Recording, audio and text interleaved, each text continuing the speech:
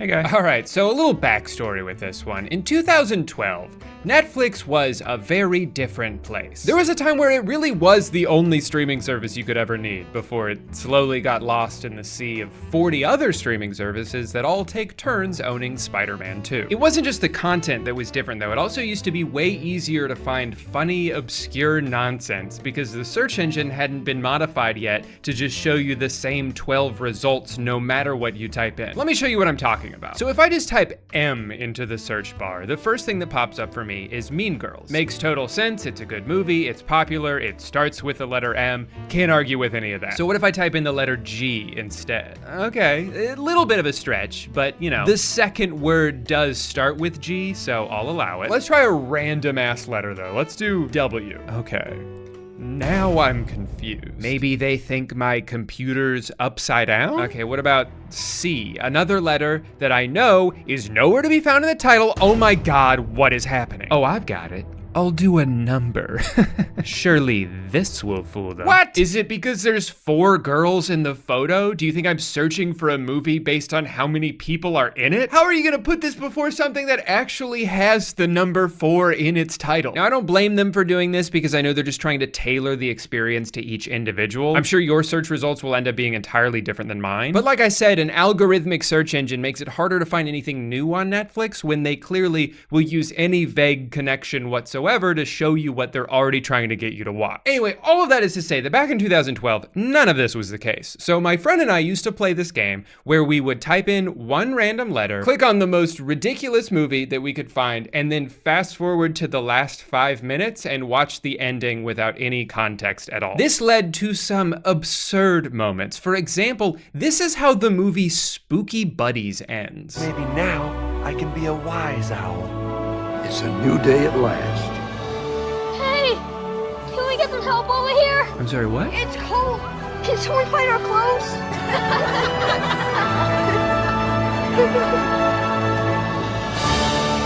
I have 1 million questions, and I don't know if I want the answer to any of them. But the movie that I've thought about the most for the past decade is one that for a long time I wasn't even sure if it actually existed, and maybe my friend and I just had this shared hallucination one night. I remember it being called White Men Can't Dance, and no, I'm not thinking of White Men Can't Jump. I know that that exists. That is a different movie. Google has already tried to gaslight me into thinking that that's what I'm looking for, but it's not, so don't even try. Here is all I remember about this movie. We skipped to the end, watched several minutes of very elaborate breakdancing, and then this happened. I'll see you later.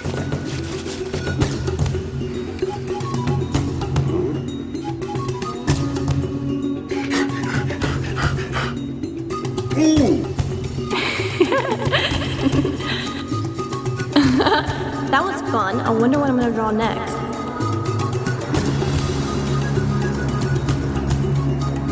I am not exaggerating when I say that that is one of the hardest times I have ever laughed in my life. To go from 0 to 100 in such dramatic fashion, to have this onslaught of Mad Lib style nonsense, and then the icing on the cake being that apparently what this whole movie was a painting? Some unrelated character that I'm seeing for the first time now painted the movie? It may not seem like much to you, but this was a foundational moment in the development of my brain. This helped shape me into the person I am today. Honestly, I think it changed my life. So needless to say, I have been trying to find it ever since. Every like 6 months or so, I've searched for an obscure streaming service that might have it, or a website that sells like the VHS, anything at all, just so I could relive this masterpiece. But every single search left me empty-handed. I tried Reddit, I tried eBay, hell, sometimes I'd even make it to the second page of Google, but it was almost like this movie didn't want to be found. I started to worry if this was gonna be like one of those animated TikToks where the guy digs too far and gets electrocuted because he happened upon something he wasn't supposed to. Could this movie lead to my untimely demise? Or am I just giving up too soon? like in those animated TikToks where the guy stops digging right before he gets to the diamond. This could be my diamond. I can't give up now. And then finally, a few weeks ago, I noticed Google updated their search result page. Turns out, even though Netflix called it White Men Can't Dance, and IMDb calls it White Men Can't Dance, that's not the name of the movie. The actual title is Daddy Can't Dance. Who says Daddy can't dance? Should have known. Finally, armed with helpful information, it was as simple as just going to the website and buying the DVD, which I did. Keep in mind, I've never actually watched the entire movie. That's part of why I wanted to find this so bad. I've only seen the last 10 minutes. I have no idea what happens before that. So here's how they describe the movie. This is an awesome film with the best breakdancing. It has won 4 awards. Holy shit. The film is about a man, Pete Weaver, that loses his job, and he finds out that someone got him fired by telling false information. So he sneaks back into work in different disguises to try to get his job back. Very funny. Meanwhile, Pete's dad dies. It seems like a spoiler, but okay. And then he finds out that his only little girl needs a kidney transplant. So financially, his back was against the wall, but he hears about a dance competition with a $40,000 first place. Holy shit. Who is running this competition that has 40 grand to give out? That's crazy. So he calls old friends to get him back into shape and compete in the dance competition to save his daughter's life. Well, I could not be more excited for this. Although you can probably tell that I'm stalling a little bit because I'm kind of nervous that after 10 years of buildup, there's no way this could possibly live up to my expectations. But regardless, let's watch Daddy Can't Dance. That's the girl from the end.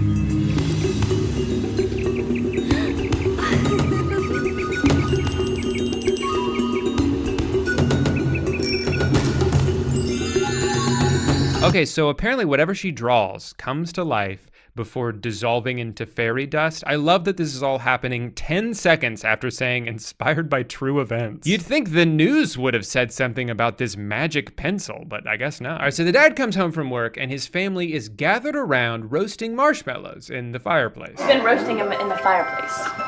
Looks like you've been roasting them in the furnace. I think I'll pass. That would probably be the right thing to do. You do not want to eat one of those marshmallows, man. We burned the shit out of them. Mmm, yummy marshmallows. Dude, we fucked them up so bad.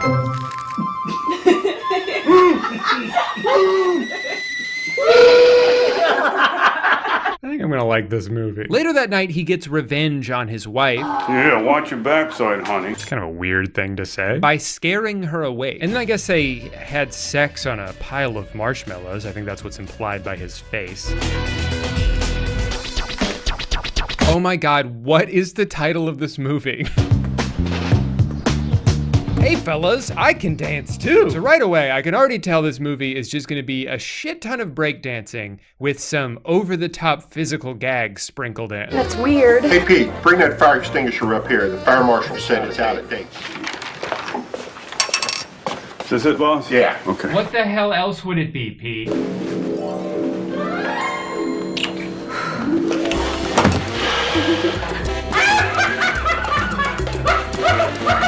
I'm 3 minutes in, and this is already the greatest movie I've ever watched. After work, he goes to his parents' house and picks up a sandwich off the counter. Don't eat that sandwich, Pete. Your mom made that sandwich 3.5 months ago.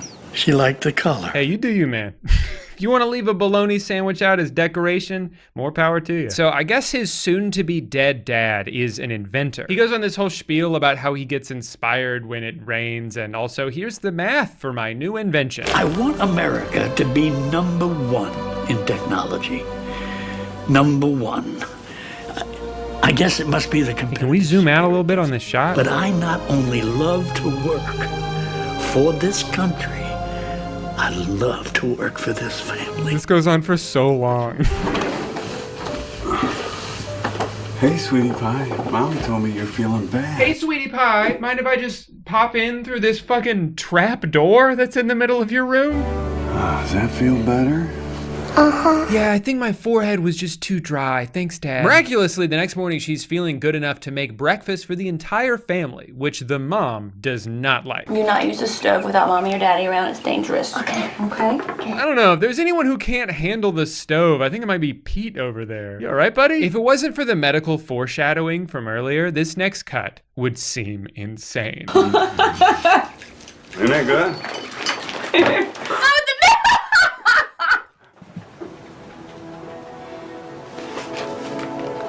Well, I don't know how to tell you this, but you're not supposed to eat cereal like that.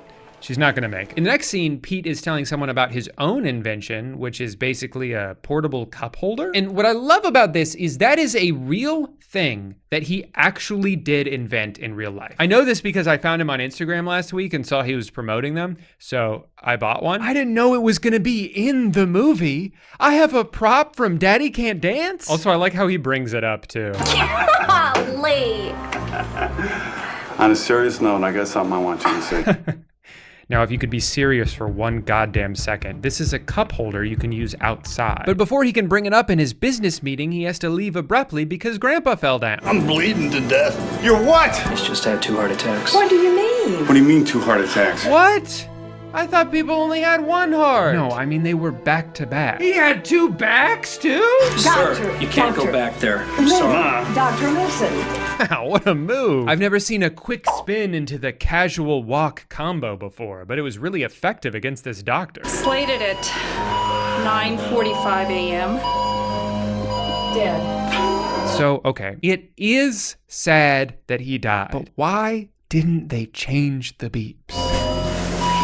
That's like the first thing you learn about hospitals is the sound that those machines make when someone dies. Oh, he left a note. You always remember, son, that life is like a chess game. Was he gonna drive his car into the river? You do good. Sorry, it's not funny, but it's funny. 2 hearts weren't enough for my dad. That's not what he meant. Later, at the funeral. What'd the doctor say, honey? About Grandpa? He died 3 days ago. Beanie needs a kidney transplant. Oh, you're talking about our daughter. What, did you not read the synopsis on daddycan'tdance.com? She needs a kidney. So after taking some time to grieve and try to figure out how they're gonna pay for the surgery, Pete's boys come over to say hello. Sheila, do you mind if we borrow Pete for a little bit? Just a little, guy time? Why does he say it like that? Hey, you mind if we head down to the bar and watch some sports? We just need a little guy time. It does look like they're having fun though. Guy time? Here we are, boys. Well, I'm ready to go, guys. Whoop-de-doo. So this is the bar, huh? Well, I had a lot of fun. I'll see you guys later. So I guess the, again, $40,000 breakdancing contest is inside this room of 12 people? They must sell a lot of drinks during this. I have never seen anybody move like that, especially us. You know white men can't dance. They should have called the movie that. That would have been a great title. He pretends to have to go to the bathroom, gets into this really awkward confrontation with the dancers. One of them then shoves him and calls him old, and then they leave and he says this. Hey, man, I appreciate you bringing me out here. It's just what I needed. Just what you needed? You were there for 4 minutes and got into a fight. Guy time? That scene was to establish 2 things, though. 1, there's now a rivalry between him and the Iceman, the guy he got into a fight with. And 2, Daddy's gonna have to dance because he's gonna win that damn contest. Before he can get any momentum going in his life, though, get this, his coworker steals his invention. It's an innovative drink holder that I invented. No, Pete invented it. Pete is trying to steal this from me. He's fired. That was fast. Call the guards, tell them not to let him in the building under any circumstances. You've been yanked, sir. What? Fired, sir. Okay. Yeah, well, I guess that's that. I guess he's got bigger fish to fry with the dance contest coming up, so he calls his old friend to help him get into shape, and he just tells him to run on the beach. Start running. Way down there.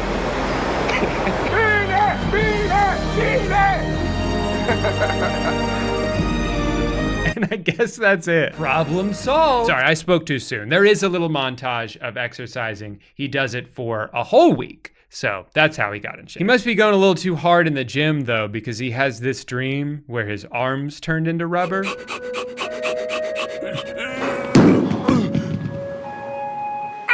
don't have to talk about that. It's not important at all. We also don't even really have to talk about the scene that they described on the website where he spends several minutes trying to get into work disguised as an old man, because it's just kind of weird and gross. He keeps farting and threatening to shit his pants. Very funny. Meanwhile, there is this extremely frustrating subplot that ends up taking up a majority of the movie, where his wife thinks he's having an affair because he hasn't told her that he's spending all his free time training for a dance contest. I know I'm an outsider, outsider here, but to me, it seems like he could just fucking tell her. It doesn't need to be a secret. It's not like she's anti-dance or something. Honestly though, it's his own damn fault for being so cryptic about it. I've got to go somewhere for a couple hours. Look, I love you, but I've just got to go somewhere for a couple hours, okay? Just tell her that you're practicing for a dance contest to try to win money for your daughter. She will 1,000% understand. You can tell that he wrote the movie because he even has her friend character tell her that she's overreacting. He never even touches me anymore. Do you think that maybe you're overreacting? You're right. Hey, he's probably fine. You're just being crazy. I know, I'm nuts. As a viewer though, I'm not 100% convinced that he's not having an affair. Like, look at this interaction. He's got to lose another 5 pounds. Oh, yeah? You saw him there. 5 pounds right here. Right, bust it up, bust Right it here. up. Right there. Right there. Yeah. Ooh, that's nice. Yeah. What the fuck? Hey, man, we're just playing.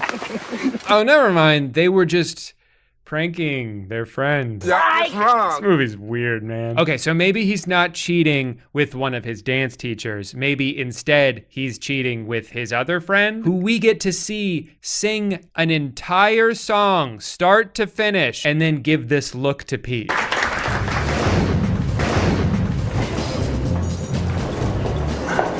She confronts him about it, and he does a really good job of deflecting by getting halfway to the door of their home and just being like, you know what? I have to go to the gym. I think I'm gonna go work out. That was a close one, man. She almost thought you were up to no good. My wife's all uptight. I don't understand. Yeah, I don't know what's gotten into her. I want you to go home and take care of business. No. Take care of No. This scene is almost exactly like that scene in Christmas Mail. This is Matt. This is Heather. They have a weirdly close relationship that's never fully explained. They're way overly affectionate in public until someone catches them. All right. Oh my God. Uh-oh. But my wife, she's a good lady. But my God, if I told her I was competing in a dance competition. Yes, of course. Or, actually, no, why can't you just tell her? She would absolutely lose it. You know how women are. Why? Yeah. Why did she agree with him? I'm gonna be at work in 2 hours to sneak back in. Well, look what we're gonna start with. Oh my. Are you serious? Yeah. Oh my God, they're doing the teeth thing again. I'm here for the ratification exploratory evaluation. So the first time he tried this, it was a colossal failure that got him kicked out by security. So he took a couple weeks to think about it, reconsider his strategy, and came to the conclusion that he just needed different teeth. I'm just gonna fast forward through this. This is the patent for the drink genie. Yeah. Pete Weaver. Isn't that beautiful? Yes, boss, it's me. Now here's the thing, they even established this earlier. He had already patented his invention under his own name. All he had to do was tell his boss that. I don't know, send him an email with the attached documents. He could have done that a month ago. But in his defense, these two scenes were very funny. I can't tell which of these two scenes I like better. There's one where the mom reads a book that's just been like printed on a few sheets of loose paper. Or the scene after that where they do a commercial for the drink genie and then surprise Charlie by demoting him to the mailroom. And as of today, you're going to start working your way up from the mailroom. If there's one thing I've learned from movies, it's that every company has a mailroom. And to do it in front of the news, that's just cruel. I mean, these guys mean business. Just look at that microphone. Hey, kid, you got some moves. Thanks. You know what? No matter what anybody tells you, don't you ever stop dancing. You hear me? Can you go away now? You're being weird. Think you could get me into that dancing competition tonight? Oh, no. Your mother might kill me. Huh? She would kill you? What is this universe we're in, where dancing is like this taboo thing that you can only do in secret? You heard the man. It's time for the dance contest, which can only mean one thing: 20 uninterrupted minutes of professional breakdancing. I mean, this is just a treat. Every time you think it's almost over, it just keeps going. Everybody gets their turn. And then another turn. Now, if you like breakdancing though, this is the best part of the whole movie, because everyone doing it, including Pete, the guy who made the movie, is very good at dancing. I still don't know where the hell they're getting all this money from, but I could see him winning the contest. And the winner of the 20th annual dance-off is Iceman! Oh, never mind. He doesn't win. Yo, Pete, I think you deserve the trophy, man. And the money. What? I cannot overstate how out of nowhere that came. These guys have been beefing the entire movie. At times, an uncomfortable amount of beef, honestly. And then at the very last second, he's like, you know what? You take it. I'm gonna take the money from my little beanie. I'm passing the torch to you, man. Oh, Pete, that's so nice of you, man, to take all $40,000 of cash, but let me keep the little trophy. Something happens to you when you're competing for your daughter's life. It's adrenaline or love. It takes over every fiber of your body. You have to win, no matter what it takes. But you didn't win. You're just lucky the Iceman has a heart of gold. But that's not all, guys, because immediately after the contest, at what I can only assume is like 11 o'clock at night on a Tuesday, the Children's Miracle Network calls and tells them that they're gonna fund their daughter's surgery so they don't even need the money anymore. I'm surprised his two friends were like, oh, nice. So does that mean that maybe since we helped you and you don't need the money, that like, we could have some? Hell no, we're rich.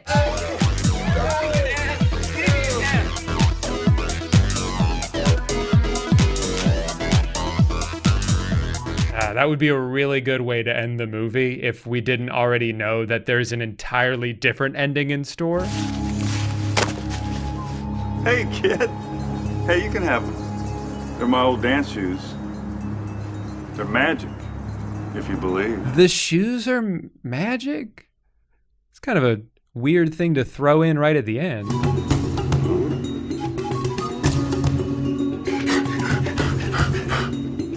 Ooh! That was fun. I wonder what I'm gonna draw next. Oh, I get it now. Those are the teeth from earlier. Well, that answers all my questions. Just kidding, I still don't know who the hell this lady is or why she painted this movie. The entire movie could have been exactly the same and nothing would have changed without the 30 seconds at the beginning with her drawing and the 30 seconds at the end. She's not in the movie at all. She doesn't have a name as far as I can tell. I dare you to find a movie with a better, more out of place twist than this. Something that just completely comes out of not even left field, but like a different baseball park. It's incredible. I mean, like, how do you even come up with that? So like I said, I found the guy on Instagram and honestly, he seems like a pretty cool dude. He's 65 and still dances better than most people my age, certainly dances better than I ever could. Not that I'm surprised or anything. I mean, this is the Poppin' Lockin' Papa from Daddy Can't Dance. 10 years looking for one movie, and all I had to do was wait for Google to update their search results. You might be wondering if I think it was worth the wait, and honestly, yeah, it's pretty good. And for them to pull all of that off with a budget of what I can only assume to be $9 or $10, that's impressive. Well, I've got to go give my magic shoes to a little boy I just met, so I'll see you guys. Oh, honey.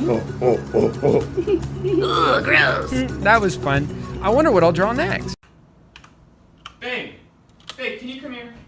What? Babe, where's my life hack? What are you talking about? My life hack, babe. I had a life hack on the toilet. Okay, you know how you're always complaining because my hands are so stinky? No. All right, well, I found out the reason they're so stinky is because it's from the toilet. It's from flushing the toilet. It's a handle. So I came up with a life hack, which, hold on, let me see. So you just wrap it around the toilet. Now, look, I can flush and not get my hands dirty. Pretty cool, right? It's a life hack. Babe, this is ridiculous. Wait, so you're telling me you haven't noticed any of my life hacks? They're all over the house. See, look, I attached the tape measure to the toaster, so we'd always know how long the toaster is. So you didn't notice the string I put on the peanut butter? So we could grab it from further away. Wait, do you smell that? I think that's a life hack. So you don't have to get so close to your phone. Oh, wait, hold on, my mom's calling me. Hey, Mom. Grandpa had a stroke? So you didn't notice this, the sign? It's another life hack, right? You look outside, it's like, oh, it's dark. That must be because it's nighttime, right? So that's how you know when it's nighttime. This is like actually kind of not very helpful at all. So this one I actually learned online. You just cut up 2 cans. These you don't even need. And then all you do is you just tape these two halves together, and look at that. Now you have one can. I think I did this wrong. Actually, this one's really cool. So I made it so when you click on the internet, it goes straight to RuneScape. Now I don't have to search RuneScape every time. That's not a life hack. That's just how the internet works. Babe, can you come here for a second? Remember when I gave this to you? Remember our wedding vows? We're not even married. I vowed that for as long as we were together, I would support you. I'm doing my life hack thing right now, and you just have to support me, okay? So you can actually, hold on.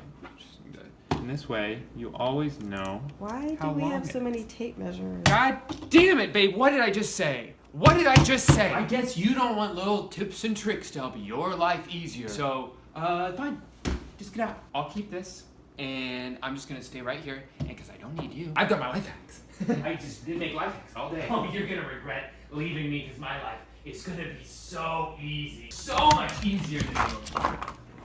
Amanda? I was just kidding.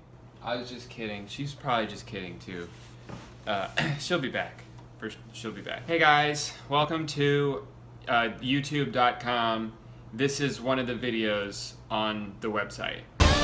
You guys are in for a treat today because not only will you be laughing, smiling, maybe crying, I don't know, but you'll also be learning. Because today I'm not going to be making fun of anything. I'm just going to be showing you guys some of the coolest and most helpful life hacks on the internet right now. So just sit back, grab a Diet Pepsi, and let's do this. Now the source of these life hacks is an Instagram account called ViralNova365. And what Instagram is really good for, besides polluting the impressionable minds of young children with rape comedy, is teaching us shit, you know? There's cooking videos, there's makeup tutorials, and best of all, there's some goddamn life hacks. So pretty simple. Cut into an orange, cut off the top of a bottle, glue it onto the orange. We're just gonna roll that baby around, massage it, get it nice and tender, and oh hell yeah, we're gonna get some of that sweet, sweet juice. Check it out, guys. Check out all of that juice. And that's it. The video's over. That was crazy. Do you want 1 spoonful of orange juice and have 14 minutes to kill? Well, then I've got the solution. Do this. You know, you guys could just buy orange juice. It's not that expensive. So that's fun. Let's check out some more. This should be good. This one's for school, right? Oh no! I thought 4 divided by 4 was 2. But then I thought about it, and then I remembered it's 1. Oh, but what am I gonna do? I'm doing math and pen, which nobody does. I'm gonna use whiteout. That's not a life hack. You're just using a product. You're using whiteout for what it's intended for. Sorry, students, I don't think that's very helpful information. So what's he doing here? He's putting a condom on a phone, and then now, that's it? That's the whole life hack? It's just that if you put a condom on a phone, you can still use the phone. But it works great, because now you can use your phone? I don't know what this was for. So many of these, like, I don't even really know what's going on. It's like, what is this one here with you got this gamer boy here? Oh yeah, I love playing my game, having so much fun, but oh, my little feet. Oh, my feet. Oh, wait, what's this? What's he doing? Oh, you're filling up my Coke? Oh yeah, put it on the floor. Yeah, put that shit on the floor. Yeah.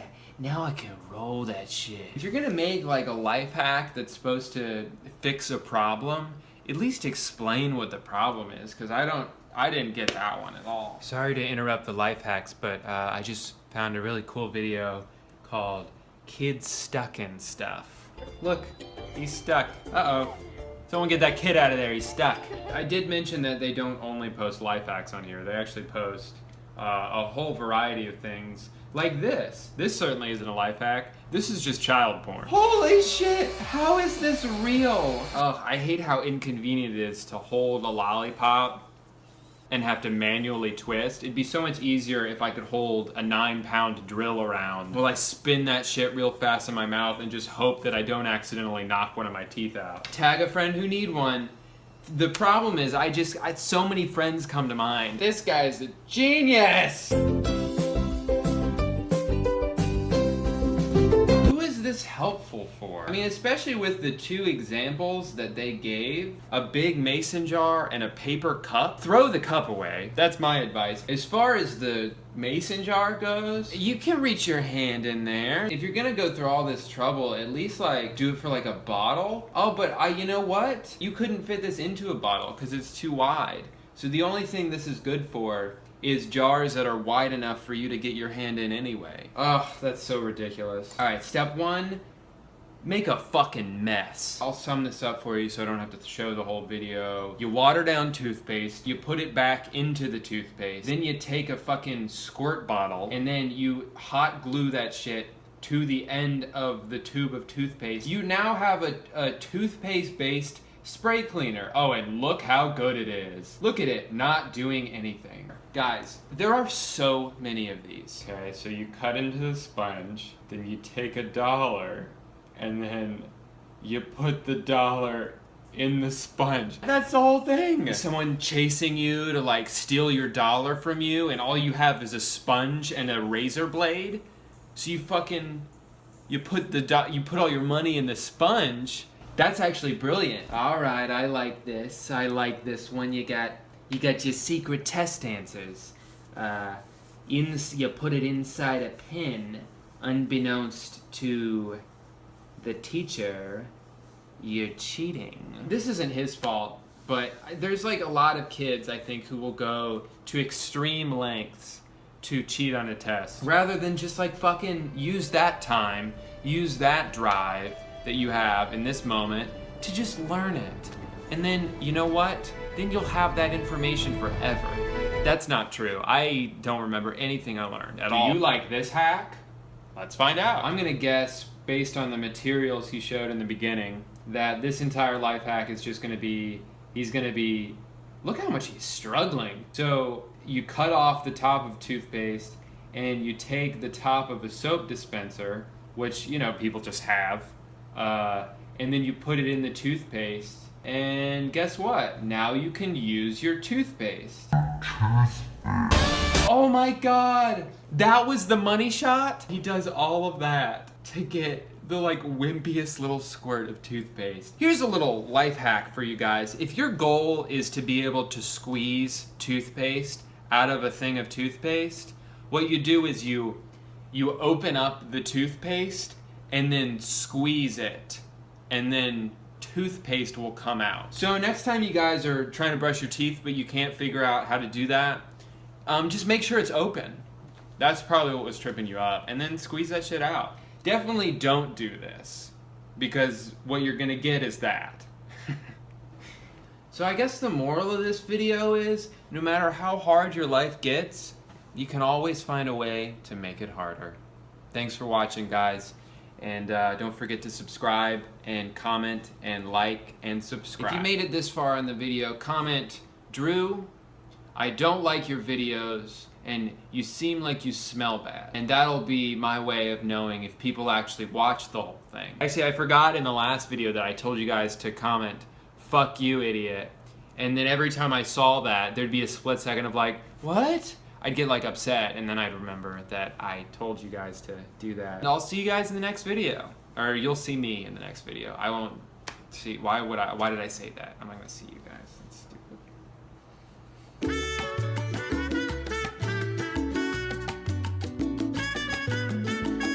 Oh, my little feet. Hey guy, welcome back to YouTube.com, a website I made on accident while trying to buy a pair of shoes from Amazon. In today's video, I hope to finally prove once and for all that I do know how to read. So you might remember a couple months ago, I made a video about the Hooked app, mostly just because I was really tired of seeing their ads all the time, specifically this one. There's a rumor going around that Trevor Holt has the biggest dick!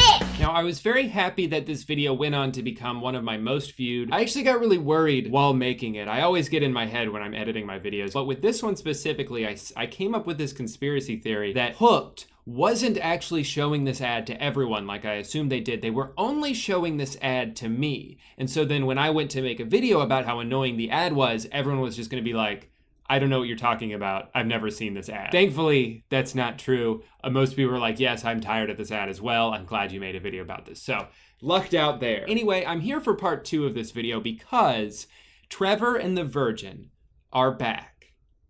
Kind of. Past couple weeks, some people have been reaching out to me saying, hey, there's a sequel to the Trevor and the Virgin story, the long-awaited sequel, the very much needed sequel, even though the first one was like an 11-minute long movie that totally buttoned itself up at the end. It's not like there was like a cliffhanger, something that had to be resolved. Maybe this is actually where the conspiracy theory comes true. Maybe they did only make the sequel so I would see it and make another video about it. Well, joke's on you, Hooked app. That's exactly what I'm doing. Now, I had to reinstall the Hooked app for this. I did delete it after the last one.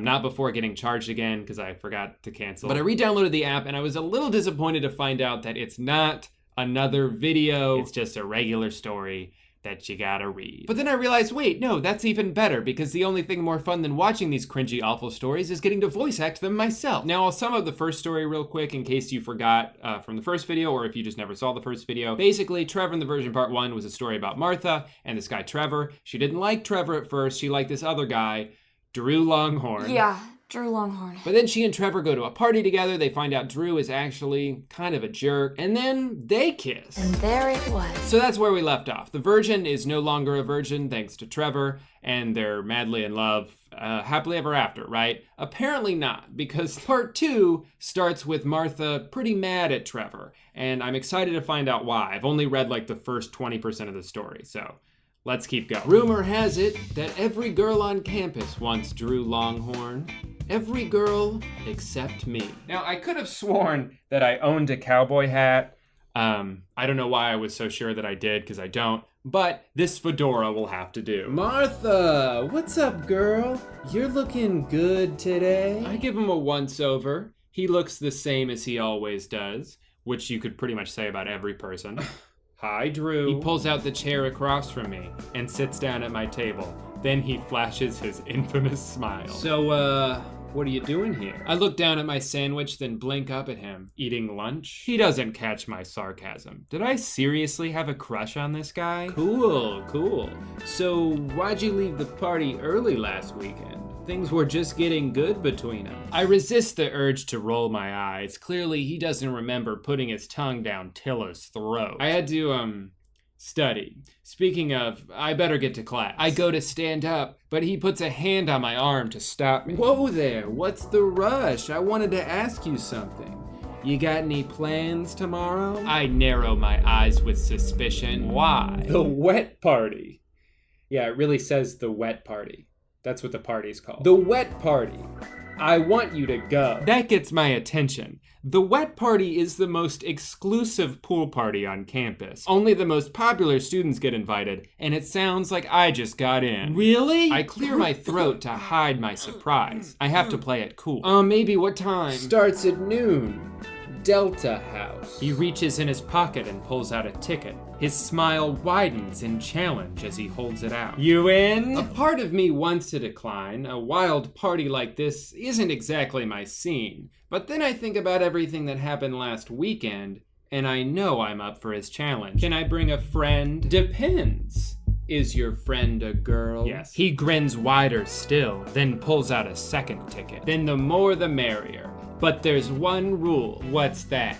Hot bathing suits only. None of that conservative crap. Did he just eye my outfit? I nod, hiding my reaction. I lean forward to grab the tickets, but then I stop myself, cause there's one thing I need to know first. Do you know if Trevor's going? Drew's quiet for a moment. His gaze is uncharacteristically shrewd as it scans my face. Nah. I heard he has other plans. I reach out and eagerly grab the tickets. Then I'm in. Later that day, I pull a velvet thong bikini from the rack and hold it up to assess myself in the store mirror. Whoa, this is certainly sexy enough, but can a girl like me really pull it off? My best friend's whispered hiss interrupts my thoughts. Whispered hiss. I guess her best friend is a snake. You can't seriously expect me to go to this party. I turn to face her. Why not? I think it'll be fun. She gives me an incredulous look. It makes her glasses... Oh, wait, hold on. It makes her glasses slip down her nose. Fun? Since when do you consider skivvy pool parties fun? Seriously, those things are straight up meat markets. I think I'm gonna ditch the snake thing with this character. Usually on weekends, I can barely tear you away from your science books. Oh my god. I just feel like doing something different, okay? She crosses her arms. She can tell I'm hiding something and knows me too well. Wait, if I'm her best friend and I know her too well, why wasn't I in the first one? They didn't even mention me in the first one, and that was like a week ago. So now I'm the best friend? We met like 3 days ago and I know her so well and I'm her best friend? Yeah, okay. What's this really about, Martha? Oh wait, what the fuck? No! Oh no, I forgot. I'm not gonna pay you money, Hooked. You got $10 from me already, and that was $10 too much if you ask me. Even though a lot of people watched the video I made about you and I definitely made that money back, but still it was too much, okay?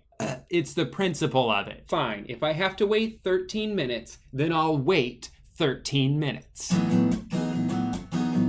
Hi, Taco Bell? Yeah, I'd like to order a pizza. Yeah, you can put me on hold.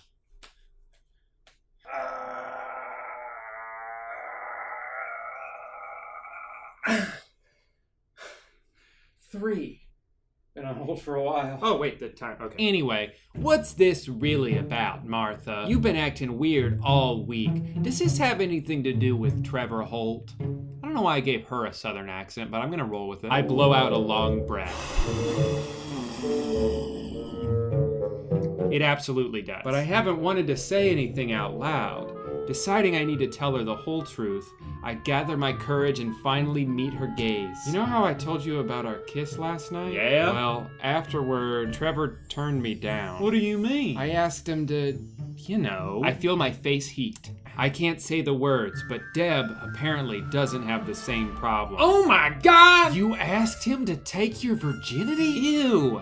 I didn't say it like that. I asked him if he wanted to sleep with me, and then he turned me down. Deb rears back in shock. This time her glasses fall off her face. What? After the kiss, we went into my room, we talked for hours, and then I rub a hand over my face, trying not to let my humiliation take hold. And then that was it. I put sex on the table, and he bolted. Trevor Holt bolted. Trevor Holt bolted. Deb looks floored, and I don't blame her. But Trevor never runs away from sex. He runs toward it. He's the guy with the one-night stand box. I know his reputation. You don't have to remind me. I put my head into my hands. He'd been so nice to me that night, Deb. We connected. We had chemistry. Oh God, I really put myself out there when I told him that I wanted him. I squeezed my eyes shut with embarrassment. And now, I haven't even heard from him since. Whatever, I'm over it. It was probably for the best. I don't even know what I was thinking.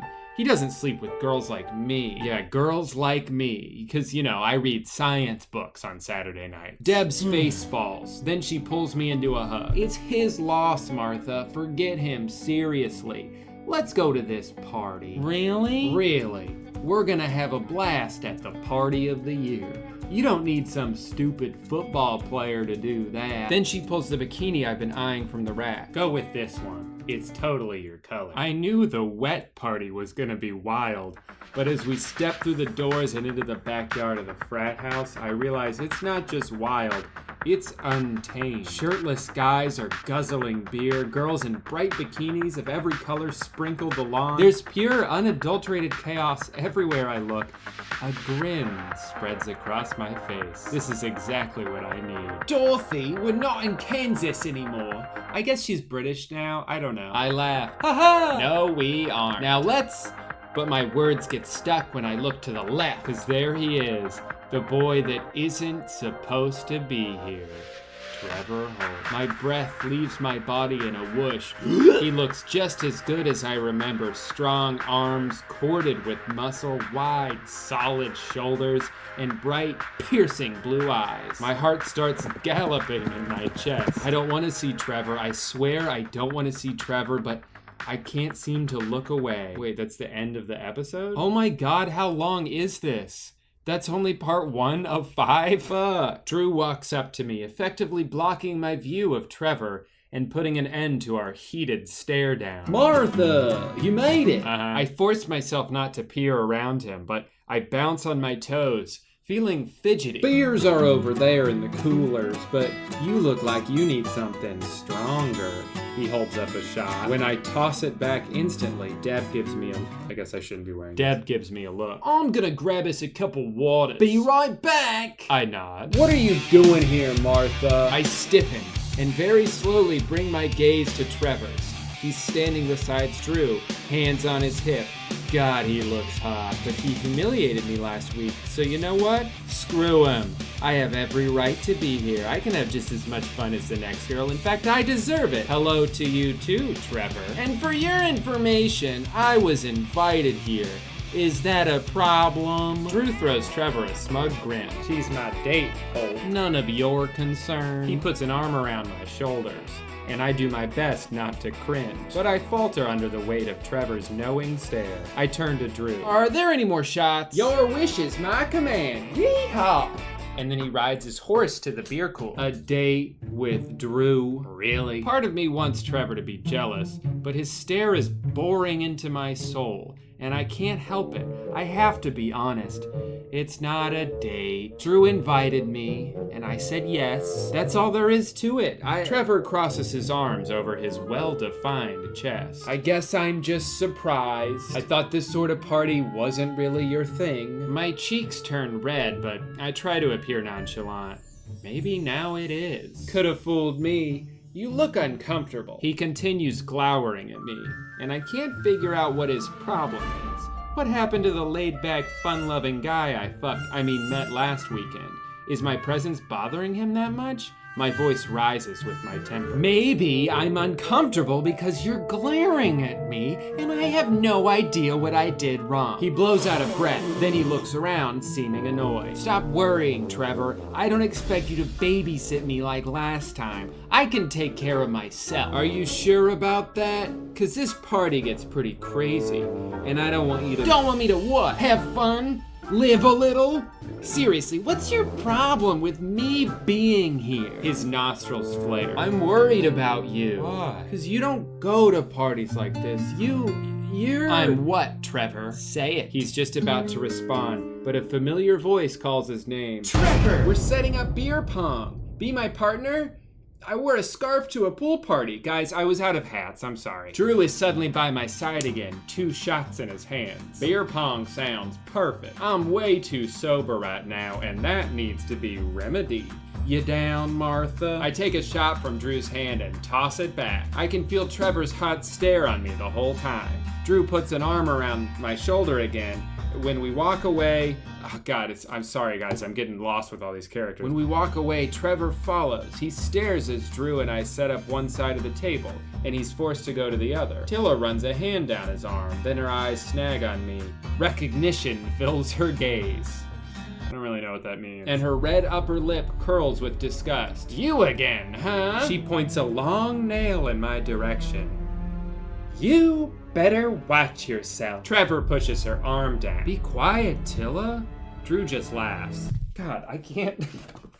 Ha ha! Girls, come on. We all just want to have a good time. His arm slithers down my waist, and I see Trevor's eyes lock on the movement.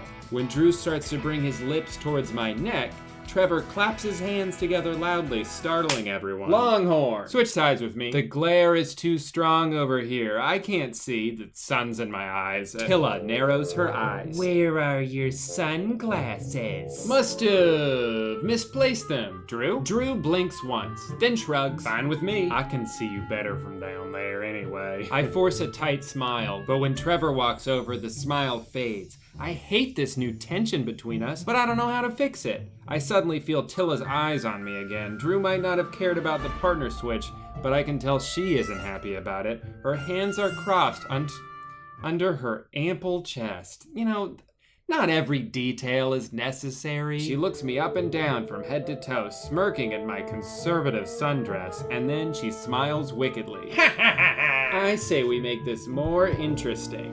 Let's raise the stakes. Drew's eyes drop to her cleavage. What did your boobs have? What did you have in mind? Strip? Beer pong. Look, but if I have to start taking things off, you won't know which character is which. I'm game. How does it work? Every time Drew or I sink a cup, One of you has to remove an article of clothing. She licks her lips at Trevor, and vice versa. I shrug, trying to look casual. Sounds easy enough. As Drew and Tilla finish setting up their cups, Trevor puts a hand on my arm. I don't think this is such a good idea. I swing angry eyes his way. What is it? Playing strip beer pong? Or me coming to this party in the first place? That's not what I mean. It's not that I don't want you here, or that I don't think you belong. He pauses to rub a hand over his mouth. You're a sweet girl, Martha, and most of the people here are not. I don't want you to get hurt. I'm 21 years old, Trevor, just like you. I'm not some delicate flower, and if anyone has hurt me here, it's you. Crap! I didn't mean to blurt that last part out. Trevor's chest expands as he sucks in sharp breath. How did I? Luckily, Drew interrupts before he can finish. Trevor, let's face off. He tosses a ping pong ball to our side of the table. Trevor catches the ball easily and sets up against Drew. But when they both throw the ball, it's Trevor's that goes into the cup. Drew just shrugs good-naturedly. That's what I get for going up against the quarterback. And he takes full advantage of the situation. He pulls his shirt over his head in slow motion. And yeah, though his body is kind of a masterpiece, I can barely suppress an eye roll. All right, our ball. Hope you guys are ready to get naked.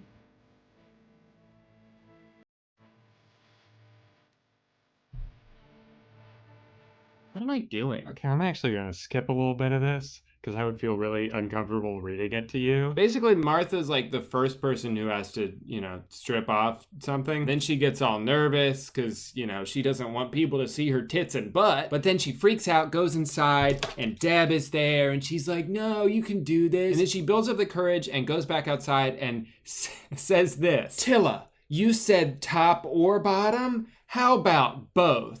And then she gets fully naked, which I get where the story's coming from. It's like she built up the confidence, but strictly from like the game point of view, you just lost. But anyway, she gets naked and jumps in the pool, and then everyone gets naked and jumps in the pool, and then Trevor gets naked and jumps in the pool, and then they kiss, and then they put their clothes back on, and then they leave, and then she goes back to her dorm, and it ends exactly the same way that the first one did, with them closing the door and implying that they had sex. So I can only assume that they didn't have sex, and there will be a part 3, and I will not make a video about it. I'm done hooked. I'm done with you. Also, I did just realize this was an audio story that did have voice acting, but after listening to a few seconds of that, I realized it was probably better that I did it myself. He laughs loudly and spins me around. Splash! So, in conclusion, the Hooked app. What do we think of it now? 2 months ago, I was very quick to say that the Hooked app was not worth the money because there simply wasn't enough content on it. And now that some time has passed and they've added more content, the new question is Hooked now worth $5 a week? No! I give this app 10 out of 10. Thumbs down. Now, normally this would be the end of the video, but I'm still bitter about the fact that I spent money on this app, and I'd like to get it back with a brand deal. Hi, I'm famous YouTuber Drew Gooden, and I'd like to say a few words at your face. Life is full of obstacles. Sometimes you'll be reading a really cool and awesome story, but then the app you're on makes you wait 13 minutes to read the rest. Sometimes you'll be trying to get out of your garage, but you can't because there's a skateboard in the way. Oh, and I will see all of you guys at the wet party.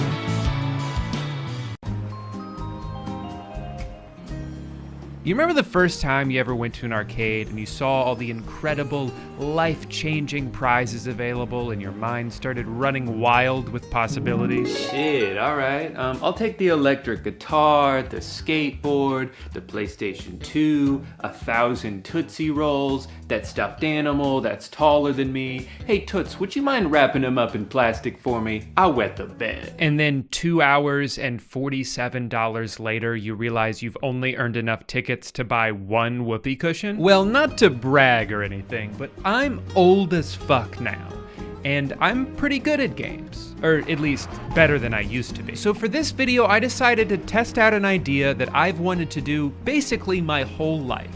I want to find out if you can profit at an arcade. If I just play the one game I'm best at over and over and over again, can I ultimately earn a prize that's worth more than the amount of money that I spent on the tokens? I didn't need to say all that. You read the title, you know what I'm gonna do. So I headed to the second most touristy part of Orlando, Florida, to a place called Main Event, which is somewhere in between Dave & Buster's and Chuck E. Cheese. In spirit, I should say. Geographically speaking, Dave & Buster's is in the middle. This place has everything. Bowling, laser tag, a weird obstacle course hanging from the ceiling. But I don't have time for any of that right now. The reason I dragged my wife here at 3 p.m. on a Friday is to figure out the most efficient game to play and the best prize to buy. Now, this isn't like the old days anymore where you gotta lug around a 75-pound bucket of tokens. The first thing you do here is preload cash onto a fun card, which holds all of your credits and then also the points you earn from the game. And I gotta say, I immediately got overwhelmed from the onslaught of numbers. Okay, so 200 credits is not $40, it's $35. And 300 credits should be, quite frankly, $60, but it's not, it's only $50. And everyone keeps saying that 500 credits costs $100. It doesn't, it's only $75. You save $25 when you buy that, which you can use to buy 140 credits, which is actually $28. And plus, I don't know what any of that means. If I buy this one, does that mean I can play 200 games?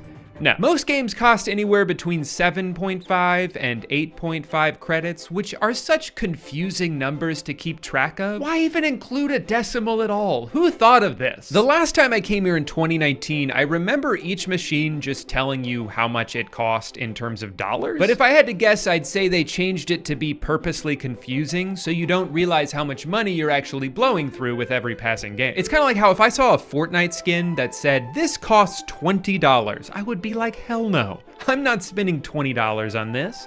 I'm gonna buy $20 worth of V-Bucks because then the costume is free. As with most arcades, there are pretty much 3 types of games here. There are the fun ones like Basketball Connect 4, Air Hockey, Flappy Bird but big. Typically these are the ones you earn the least amount of points for playing, but if you're just here to have a good time, that doesn't matter. Then there's the luck-based games, which can, in theory, earn you a whole bunch of tickets, but you have no control over that because it's essentially just a giant slot machine with SpongeBob on it. And then lastly, there are skill-based games where technically you could earn the jackpot every time. The only thing stopping you from doing so is your own ability. The only downside is they're usually tedious and stressful and the least fun options out of all the games in the arcade. So in other words, they're perfect for this video. Let me tell you, I was ecstatic when I walked in and saw that they still had this ball cup game. This is the machine I had in mind when I was planning this video because I used to abuse the hell out of this. While the rest of my friends were playing skee ball and enjoying themselves, I was just standing on this machine for 1 whole hour,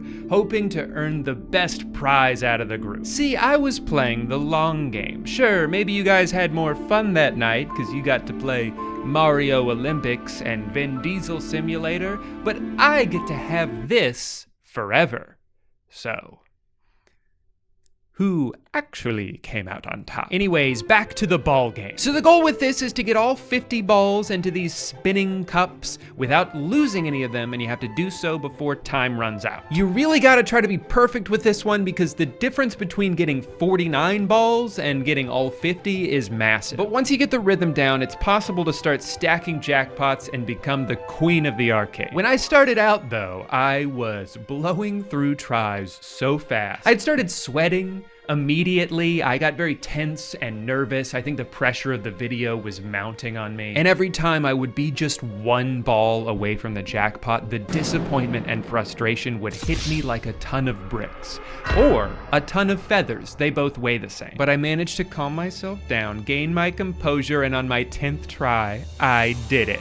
Give me that jackpot, baby. That'll be 711 points, please. I love you now. Now I just gotta stand here for 4 minutes while the machine counts up all my points one at a time for some reason. Why does this take so long? Is there a little guy in there trying to count them up by hand? Just use a calculator, dude. It's like they're trying to discourage you from winning the jackpots by making them inconvenient. Well, while we're waiting for that, I do just want to say, unironically, I was so relieved when I won this. I think I had built this video up so much in my head over the past couple years, and I just felt it all falling apart before my eyes. When I started losing again and again and again, I started to freak out and think, did they make the game harder? Or worse, am I just dumb now? Am I gonna have to go to Chuck E. Cheese? They'll never let me in there. I'm almost 30. Oh, hey, my points are done. With the satisfaction of one, that's right, a single win in my belt, I decided to just enjoy the rest of my night with Amanda, knowing I was gonna have to come here by myself later in the week anyway. We went bowling for the first time in about 5 years, which reminded me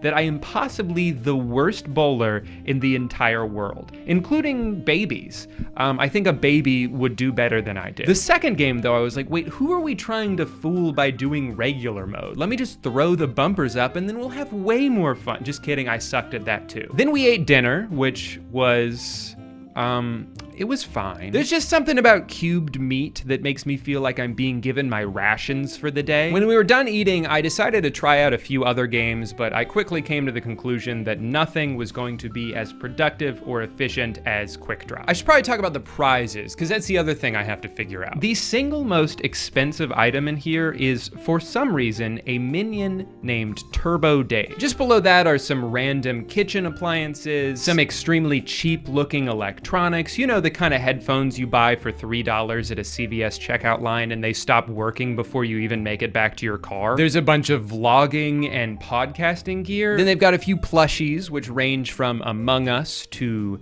terrifying. A fake wad of gum, you know, for pranks. And then finally, a whole bunch of candy that you throw in when you don't have very many points left. I always find it interesting to see how they price these things because it's not like there's a 1-to-1 ratio of points to dollars. Like, I don't think that the minion on a hoverboard is worth 14 Marvel mugs or 400 blow pops, but I'm not in charge of an arcade. All right, babe, let's see that haul.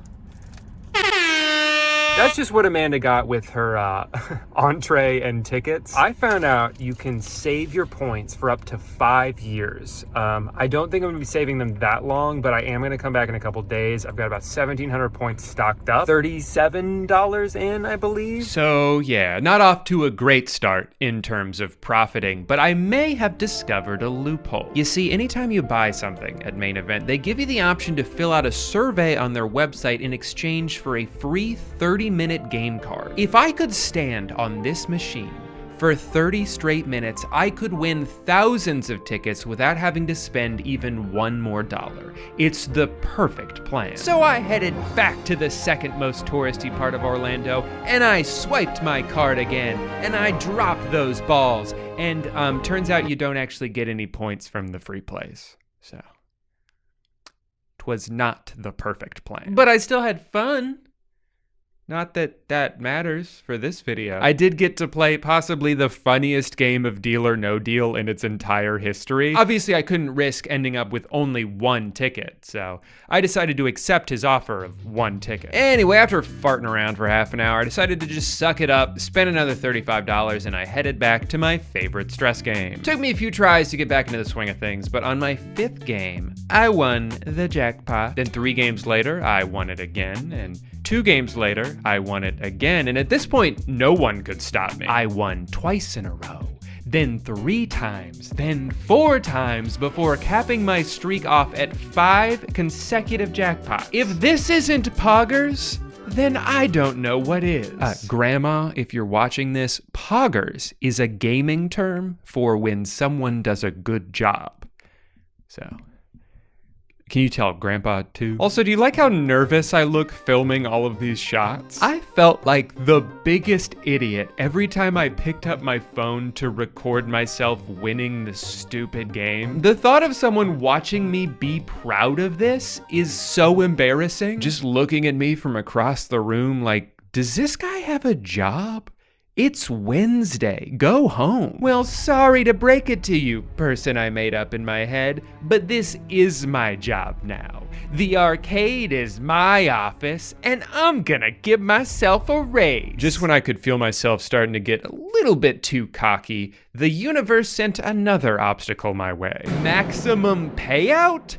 So now I'm getting punished for being too good at the game? At this point, I'm pissed. At least warn me ahead of time when I'm getting close. Like, hey, you might want to slow down there, big guy. This machine's almost empty. Also, what? You ran out of virtual tickets? Just make more of them. I thought about it, and I think this might be why they count up your points so slowly. So that by the time they've arbitrarily decided to stop giving you points, you've already spent $8 more on the machine, all for nothing. I even had to watch them count up my unawarded tickets one by one, and at this point, you're just taunting me. Anyway, when the dust finally settled, I had lost about 1.5 jackpots. Very upsetting, not gonna lie, but I don't think this completely ruins my plan. I'm pretty sure this is only a temporary limit. I think it's just there to keep you from hogging one machine during peak hours, which is fair, by the way. If I had a line of kids behind me waiting for their turn and I was just like, sorry,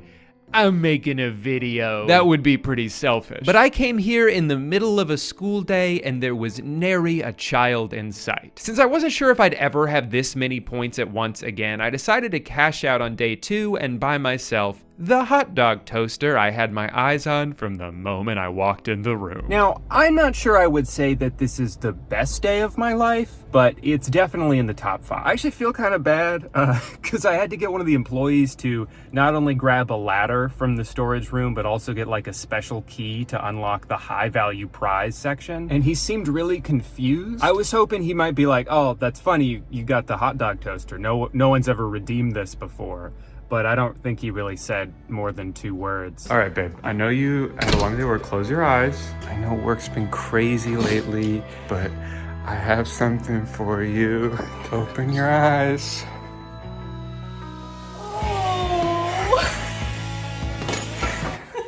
Thanks.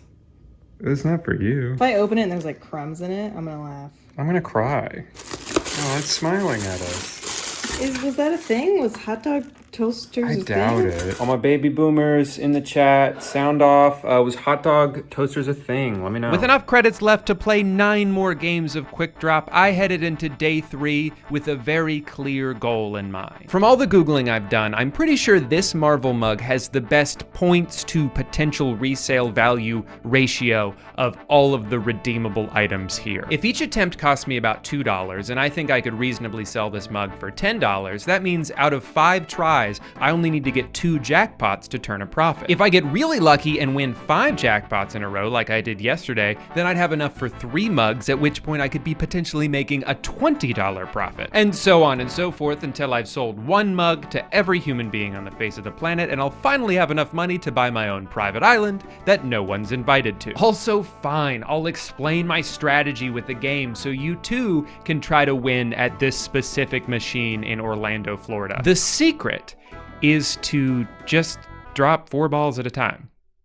That's pretty much it. They even show you that in the little tutorial video that plays, and yet I still see so many people try to drop all 50 balls in 1 second like they're in a hurry to lose. If you drop exactly 4 balls every spin, which is pretty easy to do, you will end up with 48 out of the 50 balls with the time that you are given. That means at some point during the 12 turns, you only have to drop 1 extra ball twice to end up with 50. Personally, I like to get those 5th balls out of the way early so I know how hard I need to focus for the rest of the game, but if you'd rather save them for the end because you'll have the rhythm down at that point, I can't blame you.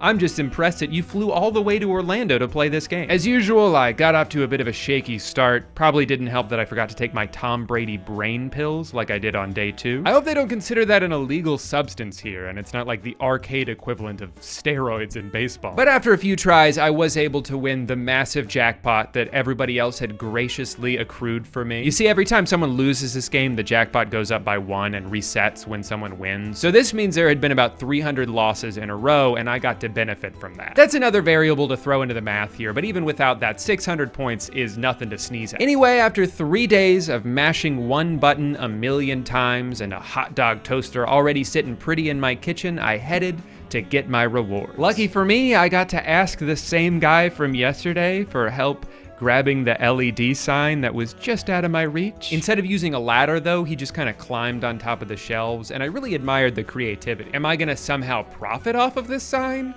No.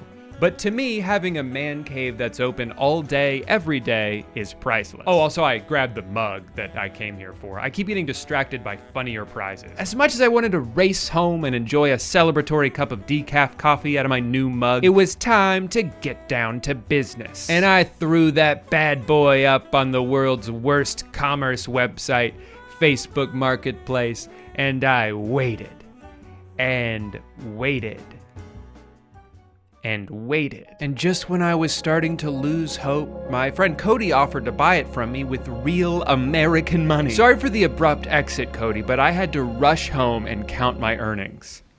10? I couldn't believe my success. I earned enough points to buy that mug with 1 game of Quick Drop.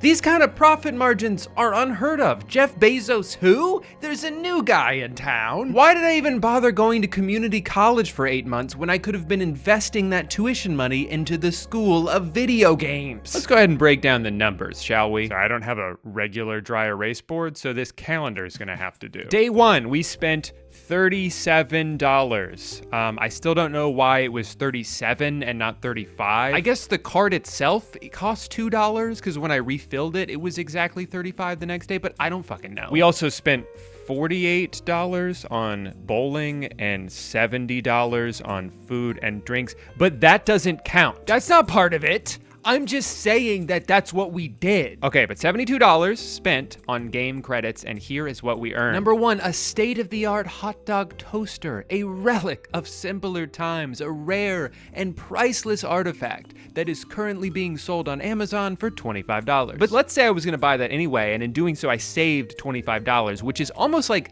earning $25, because penny saved, penny earned.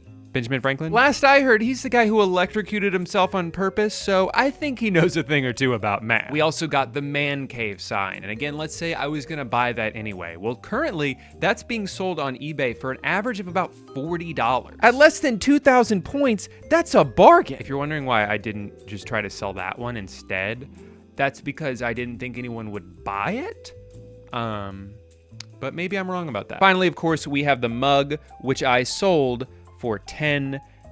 Now, if you have a calculator at home and you're playing along, you may have noticed that this number is bigger than this number. I'm trying to think if there's a word for that, like a math word, you know, for when you make more money than you spend on something. What's the term again? Oh, that's right, I think it's called a profit. And that's not even mentioning the fact that I practically threw away half my tickets on day 1, and the machine stole over 900 points from me on day 2, and I forgot to get my parking validated on day 3, so I had to pay for that myself. Also, I guess if you factor in like gas and stuff, because I had to drive a lot, that's probably another like $15. You know what, on second thought, I think we're just gonna call that part a wash. I made a $3 profit, and that is a success. So to answer the question of can you profit at an arcade, the answer is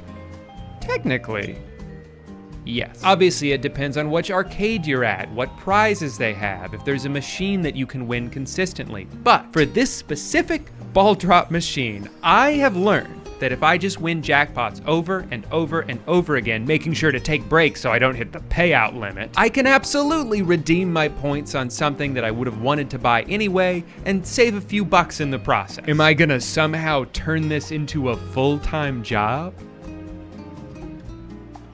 You never know. I mean, I would pretty much be actively crashing the blue Marvel mug market by increasing the supply so much. Absolute best case scenario, I could see myself locking in minimum wage, but I would run out of people to sell mugs to eventually. Or, before any of that happens, the arcade might just run out of them, or they'll catch on to what I'm doing and nerf the machine I like, or raise the price of the prizes, or put a photo of my face on the wall that says, "Do not let this guy play quick drop, he is bleeding us dry." I guess if I had to pick one thing that I learned in this video, it's that unless you have a concrete plan going into it and you've already done the math, you're probably only going to lose money at an arcade. Also, don't do what I almost did in this video and get really excited by the idea of selling something for a profit, because I almost got like a bunch of mugs before even seeing if they would sell, and then I barely sold one of them. Remember, the value of a product is only what someone is willing to pay for it. This isn't RuneScape. I can't just throw my Avengers mug into the Grand Exchange and get a bunch of gold coins for it.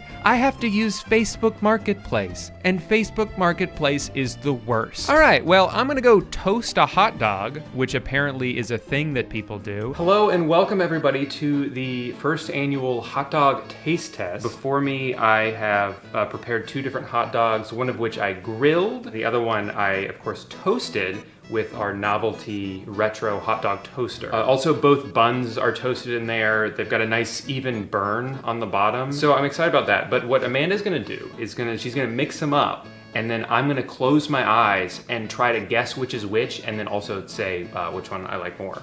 And we'll see if the hot dog toaster is superior.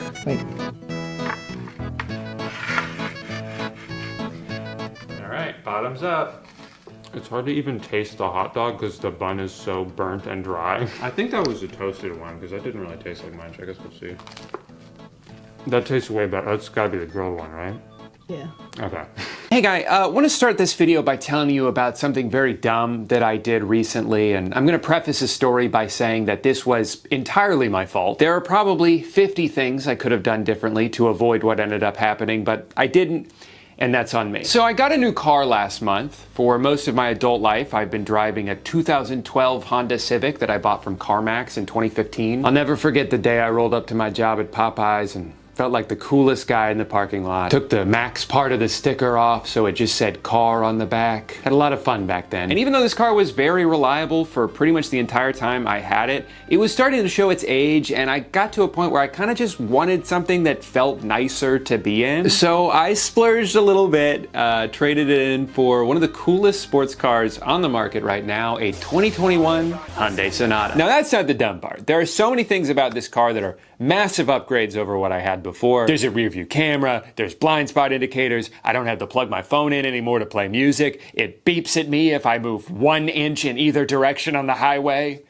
It's a great car. But there are also things about cars made in the past decade that aren't necessarily better, they're just different. For one, why as a society did we get rid of the Prindle? I have spent the past 15 years of my life building the muscle memory of yanking around my car's joystick to tell it where to go, and now it's just buttons? And I don't have the muscle memory for that. I'm starting to develop some due to time passing, but for the first couple weeks I owned this car, I would have to stop looking this way so I could look down and see where the backwards button is. So that brings me to my story. 6 days after I bought this car, I was leaving a U-Haul storage facility and the exit gate was open. Now I've been there enough to know that sometimes, even though the exit gate is supposed to close, it'll just not. So I gave it a couple seconds, decided, yeah, it's gonna stay open, and started driving forward. And you will never guess what happened the exact moment I made that decision. Yeah, gate started closing. So naturally I'm like, uh-oh, this gate is going to hit my new used car. I should move out of the way. So I hit the reverse button, start accelerating, and my car moves forward. Now, if you've ever been operating a motor vehicle that starts moving in the opposite direction that you intended it to, you probably know about the panic that sets in. And I was running out of time. I could feel the gate inching nearer and nearer. So in the heat of the moment, I very wisely decided to do the exact same thing that didn't work the first time. I hit the reverse button, hit the gas pedal, and once again, my car moves forward. At this point, the only thing I've managed to do is get more in the path of the gate. And before I could try my foolproof strategy a third time, it crashed into the side of my car and the alarm went off and it made a big old scratch that'll probably cost a couple $100 to get buffed out and repainted. I don't know the exact amount yet because I'm too embarrassed to tell anyone what happened. Anyway, I've had about a month now to process this, and I'm of two minds. On one hand, it is kind of hilarious that I waited 9 years to buy a new car and I couldn't even get through one full week without fucking it up. I would love to see the security footage of me stopping in front of a closing gate, quickly accelerating, stopping, accelerating again, stopping again, before getting out and yelling, "God damn it!" It probably looked really funny. But then, on the other hand, I am kind of like, well, what the fuck happened? Because like, I know that I hit the reverse button 2 separate times, and both times my car just decided not to do it. I tried recreating this exact scenario in a parking lot to pinpoint exactly where I went wrong, and my best guess is just that I hit the accelerator and the reverse button at the same time, which triggered the car's computer to be like, hey, you can't do that. You're gonna hurt the transmission. Let's hurt the side of the car instead. And like, it's a good thing that there's a mechanism in place to prevent the car from changing gears when you're moving too quickly. If I hit the reverse button while driving 70 miles per hour down the highway, I actually would want my car to ignore that. I'm pretty sure there was a similar mechanism in my old car. The difference is, though, that if this exact scenario happened while I was driving that one, there would have been physical feedback to tell me it was still in drive, and maybe I would have been less likely to floor it twice. In order to get the same confirmation from a button, you have to press it, look down at the dashboard, find the part that indicates what gear the car is in, process that information, and then react accordingly. And even if you can do all that very quickly, it still takes longer to send that information to your brain than if you can just feel where your hand is. And again, I'm the dumbass here. There are so many things I could have done differently. If I had just immediately accelerated as soon as I got to the gate, I would have made it through with time to spare. I also could have taken 3 extra seconds to just type my code in. I even could have stayed in bed all day and never gone anywhere near this gate, and that would have been a better decision too. But unfortunately, I didn't do any of those things.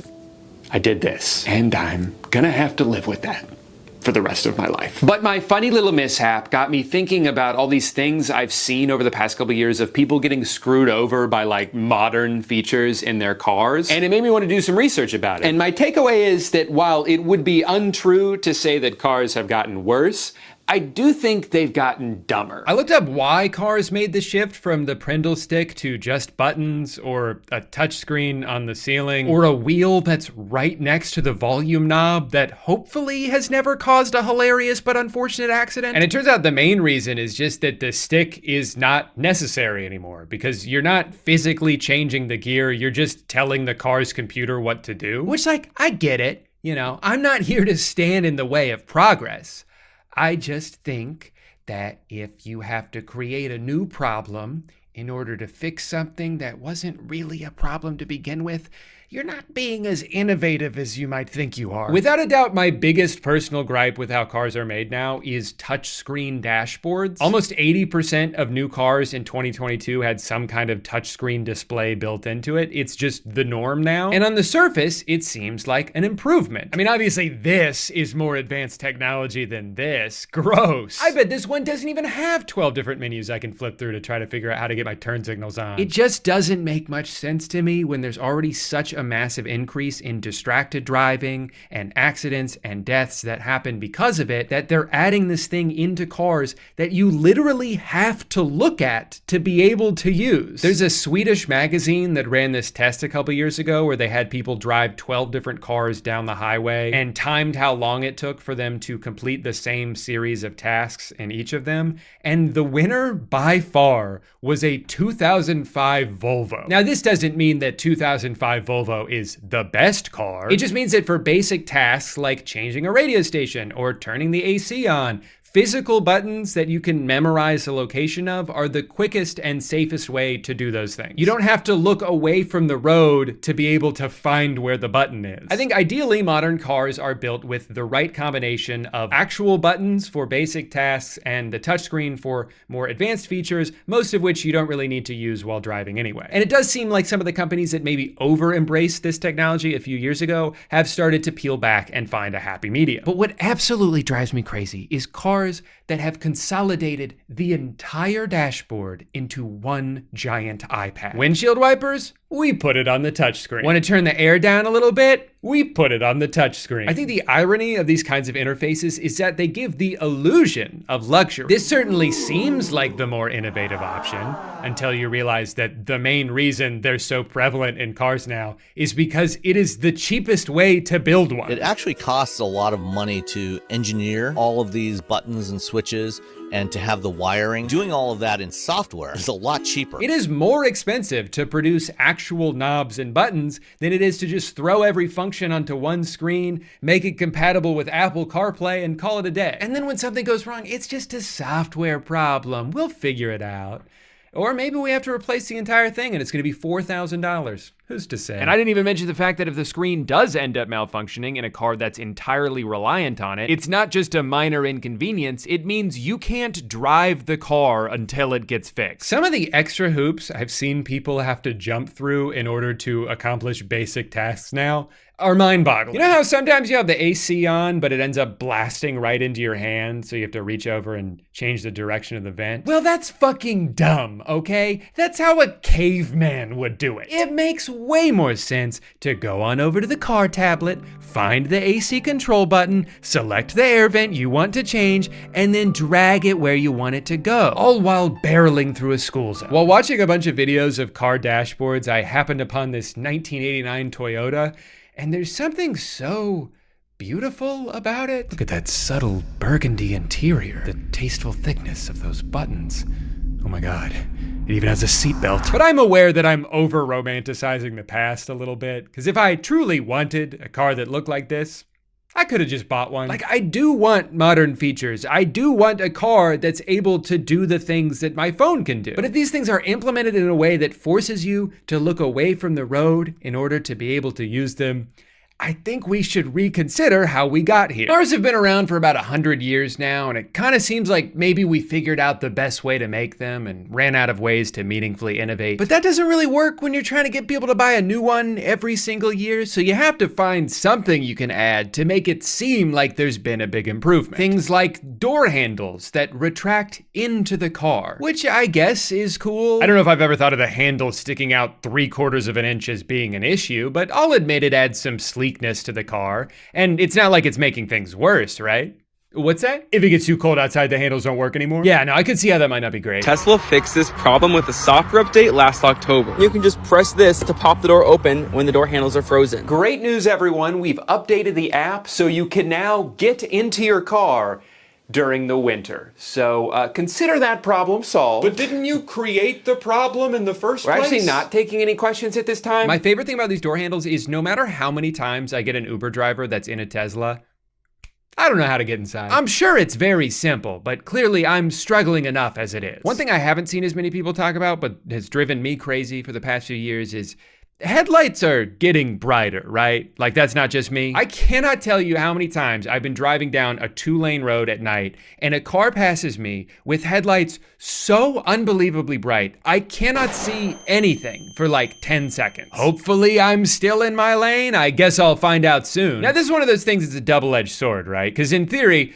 brighter headlights should make driving safer because visibility is improved. But I feel like it has to negate a little bit of the safety when those headlights don't just hit the road and instead shine directly into the eyes of oncoming drivers. I looked it up, and the two things that are causing this are, one, manufacturers using LEDs now instead of the softer and yellower halogen bulbs from the last couple decades. LEDs tend to be brighter and more compact, so they hit even harder when you're staring down the barrel of one. Oh, this one for sure. But the other reason for this is a byproduct of something that I think is in itself a problem, which is that cars are so much bigger now than they've ever been. So if you're driving a sedan in the opposite lane of a brand new Suburban, those lights are gonna have to go through your eyeballs in order to hit the road. There's something a little paradoxical about the safety of cars now, where they are much safer than they've ever been, while also posing more of a threat than they ever have. A brand new truck may have great safety ratings because it's twice as big as every other car around it, but now every other car around it has to worry about getting demolished by a truck that's twice as big as them. Pedestrian deaths in America have skyrocketed over the past decade, and I don't think it's a coincidence that that's happening while cars continue to get taller and heavier,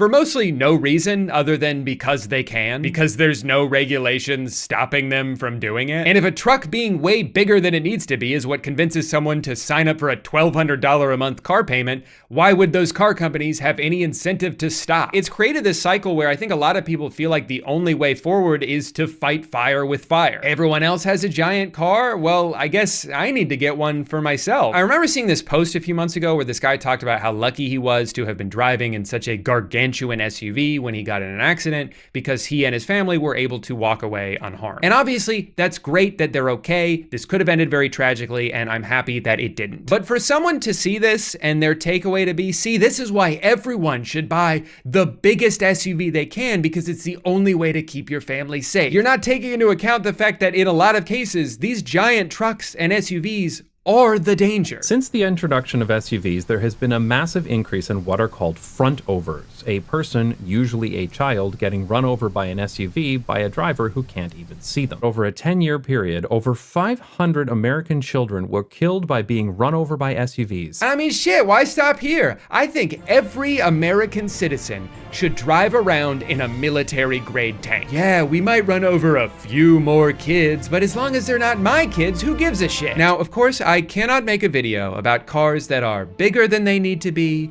and dumber than they need to be, and more dangerous than they need to be, without talking about the one that lies squarely in the cross-section of that Venn diagram, the Tesla Cybertruck. Welcome to the Cybertruck unveil.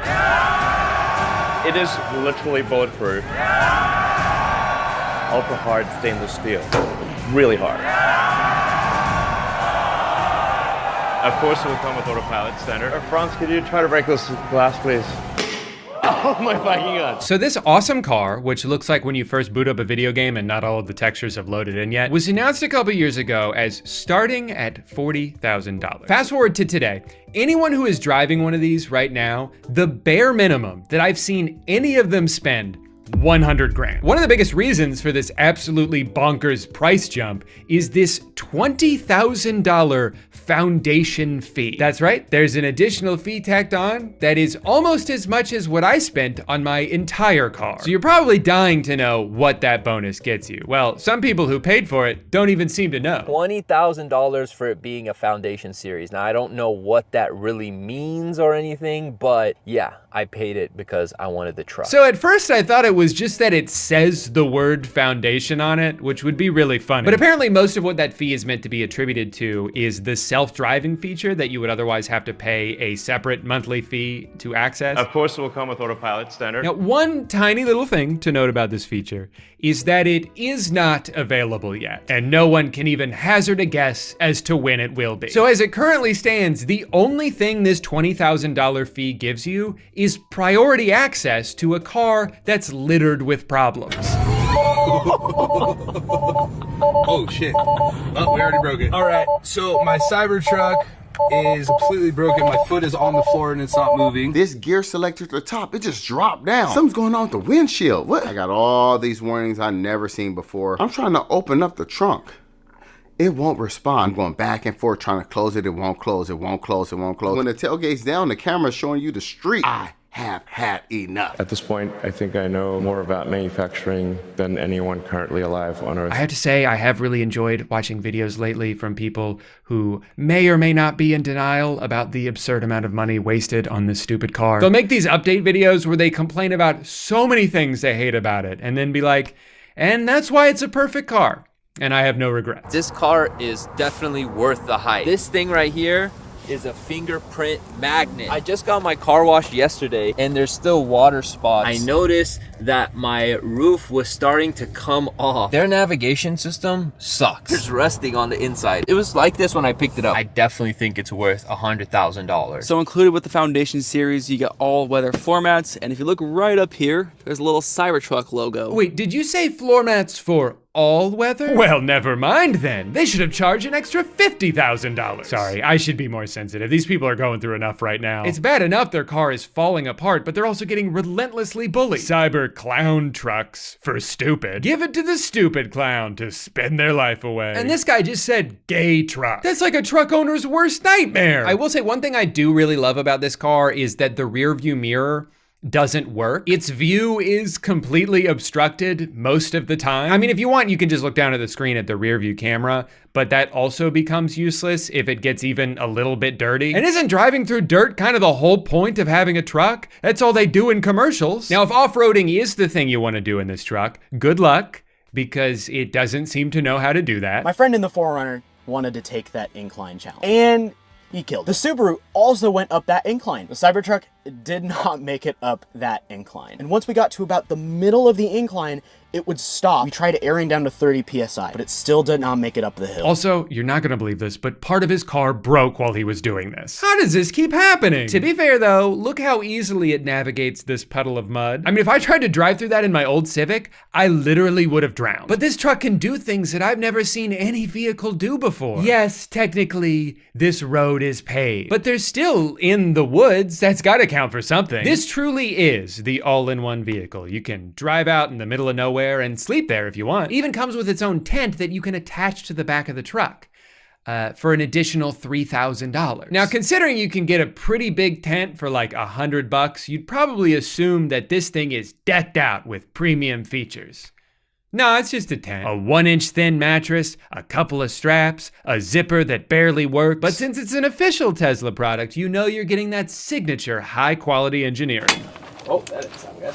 Broken. It even comes with a bicycle pump, so you can spend 10 minutes manually blowing it up. For $3,000, you should be able to hit a button and watch this thing assemble itself. It is crazy to me how much they're able to overcharge for the most basic shit. Cosmetically, this stainless steel, absolutely gorgeous. It does pick up the occasional fingerprint if you touch it at all. But as long as you don't get in the car or anywhere near the car, you've got nothing to worry about. And if it does get a little spotty, not a problem, just take it through a car wash. But if you do that, make sure you put it on car wash mode first, otherwise it'll break the truck and void your warranty. The Cybertruck does not work anymore. Listen to the noise this thing makes.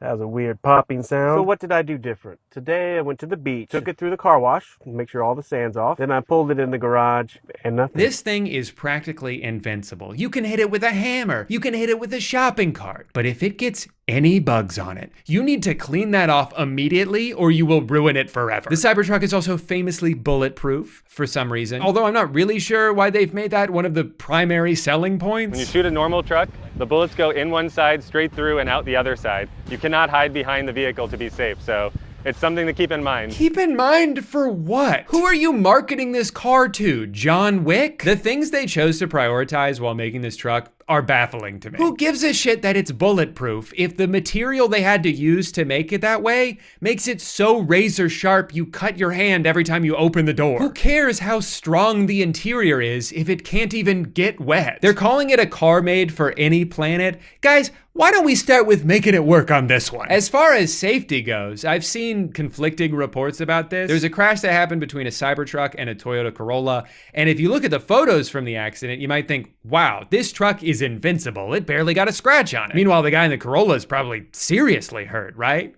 No, he's fine. The problem with this rigid outer body is that cars are designed to crumple in an accident. That's their way of absorbing as much force as possible. If your car doesn't crumple, that force will be passed on to the passengers inside of it. So while the Cybertruck may look like the world's most indestructible car, a lot of people who know more about physics than I do aren't so sure this is a good thing. I think what Tesla has done the most successfully with this truck is make it so their target audience doesn't care about any of these problems. I've seen people online who are actively enduring nightmare situations still go out of their way to defend this company. Cybertruck broke down on my first road trip with my family, lost the back motor and was unable to drive, had to get it towed 2 hours back home. First year problems. Always good to wait a year or two on a brand new model. I know this as an early 3/Y owner, but man, come on. I had to grab the Cybertruck. No, you didn't. And it definitely seems like you shouldn't have. I found this guy on Twitter whose experience perfectly encapsulates the Cybertruck launch. His truck broke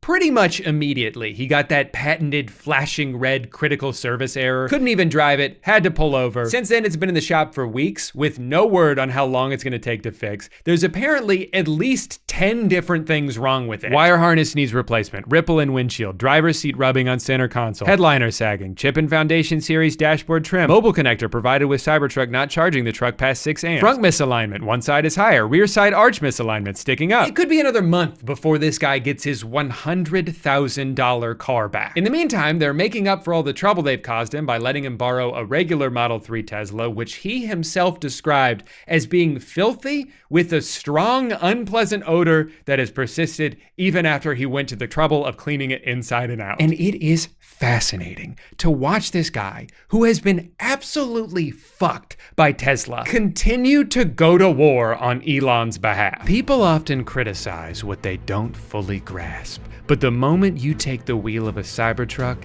everything changes. You'll quickly discover that all other trucks pale in comparison, becoming obsolete in the Cybertruck's shadow. Hey guys, it's been like 2 weeks since you took my car. Are you almost done fixing it, or? They've got it all twisted. Instead of comparing the Cybertruck to other trucks, they should compare the other EV truck's features and capabilities to those of the Cybertruck. Then it becomes clear just how superior the Cybertruck is and how the other trucks are stuck in the dinosaur era. Hey, my car has been in the shop for its entire life so far. Do you think I'm ever gonna be able to drive it again? While other trucks are busy playing catch up, the Cybertruck is already in the future, being the undisputed champion. Hating on the Cybertruck might get you more engagement and clicks, but I'll never fake it to make it. I love my Cybertruck. Really wish I could get my truck back this weekend. Still no update. Dude, if I was this guy, I would be furious. He has every right to be pissed off here, but he seems to be more mad at the people telling him he's been scammed than at the company that actually scammed him. I've spent so much time this month watching videos of people driving this car and talking about this car and hating on this car, but at the end of the day, it's not fair for me to fully judge something that I've never even seen in person, let alone actually driven. Sure, I can pick and choose clips that fit the argument I'm trying to make, but can I really condemn something I've never even stepped foot inside? No. But then I found out there's an app you can use to rent other people's cars for a day, so I spent $700 to pretend I own a Cybertruck. Love that sound. This is my nightmare. Everything on this screen, nothing's here. I don't like how many buttons I have to press to like turn the AC off. For a truck as big as this is, I don't love how sensitive everything is. The steering wheel, you barely have to turn it. You don't need to brake. I instinctively, when I'm slowing down, I want to take my foot off the accelerator and brake, but it brakes when you let go of the accelerator, so it's like really jerky. I guess I would get used to that if I drove it more often, but so far it's just like, I feel like I'm really drawing a lot of attention to myself. Going to a Costco parking lot, probably a bad idea. Everyone is turning and looking. When I drive, I do not want to be perceived or looked at. That guy right there is stopping to look at us right now. Another Tesla is looking at us. He's like, ah, my big brother. When we got inside Costco though, something weird happened. People stopped looking at me. I had to get out of there as soon as possible. Look at all these normies. Only I'm in the Cybertruck.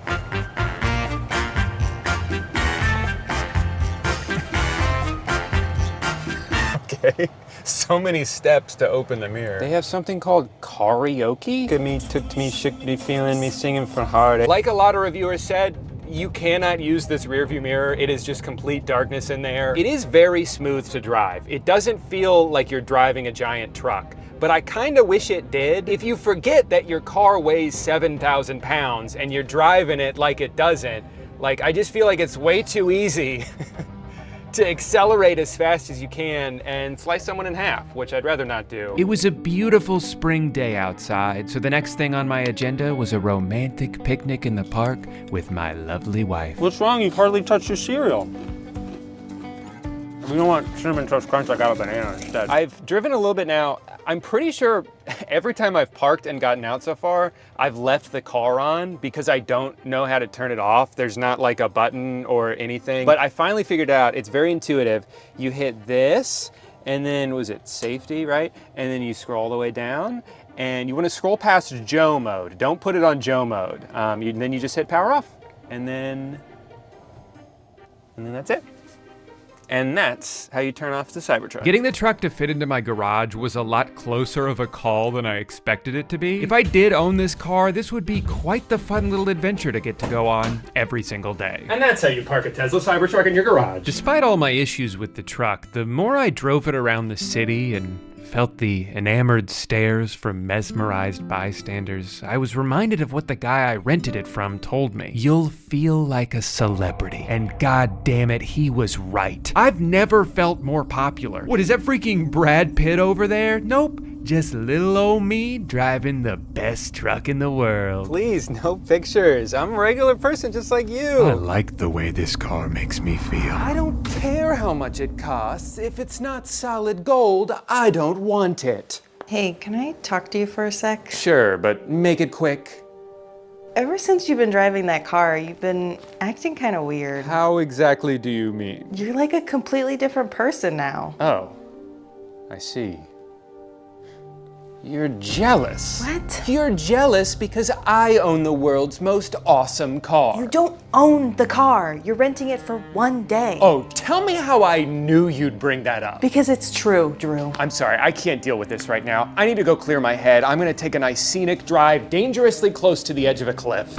We interrupt this slow motion car montage with some breaking news. Somehow the Cybertruck just got even dumber. Tesla has officially recalled all 3,800 of the vehicles due to a problem with the accelerator pedal. Turns out the pedal has a cheap plastic cover over it that's been fastened on so poorly, it's sliding off, getting lodged under the piece in front of it, and causing drivers to go as fast as this stupid car can go. It held the accelerator down 100%, like full throttle. This is a real thing that's actually happening. We here at Channel 300 News urge you, if your husband is about to drive one of these death traps near or around a cliff, you must go stop him. His life could be in danger. Honey, I just saw on the news. Who's a big, strong truck? That's right, you are. I had to give the truck back last night. It was one of the hardest moments of my life. Technically, I still had a few hours left on the rental, but Amanda said she felt weird or something. I don't know, it's all a blur. Final thoughts on the truck. I think it should cost $1 million, and I wish it had 2 accelerator pedals and no brakes so I could drive twice as fast and never have to stop. Please subscribe.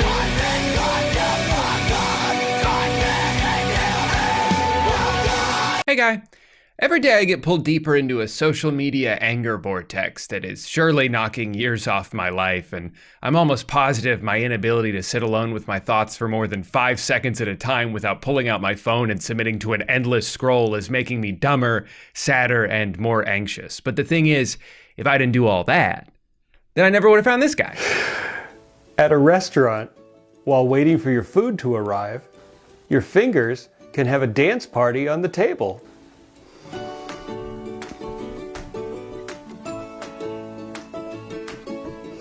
His name is Nathan Bailett, and he's the best.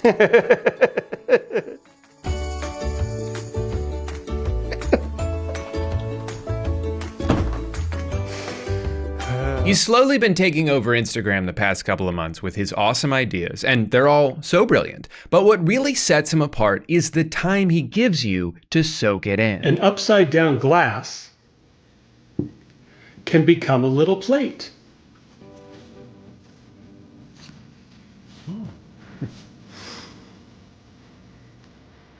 That's what it looks like up close.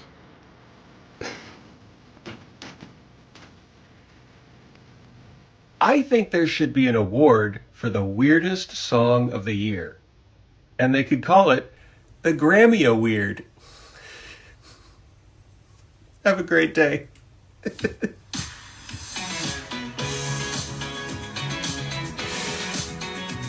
A thumb is different than the rest of the fingers.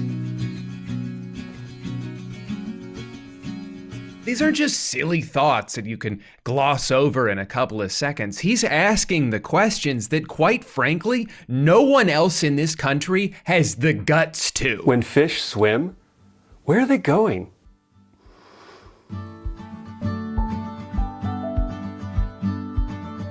Cupboards. Wait, what is it? Oh, cupboards are shelves. Cupboards?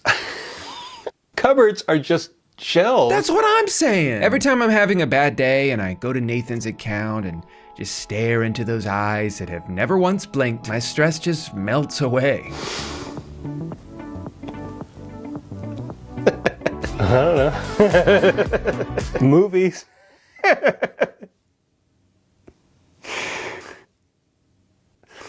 Movies. I will say though, sometimes it's not all just fun and games with him. There have been instances where I've been a little worried.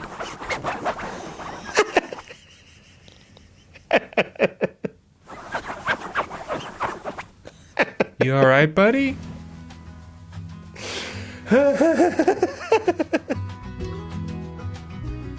Okay. Just making sure. Let's say you're in the future and you have to get on a spaceship to travel to Mars, and you can only take one movie with you. What movie would you take to Mars? Like, I'm not really sure what he's laughing about in that one. He didn't say a joke. He just asked a pretty normal question. Oh, wait, he's coming. Hi, Nathan. We love your videos.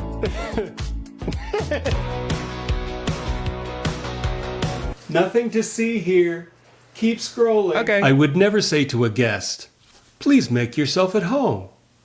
I don't want people sitting on my couch in their underwear.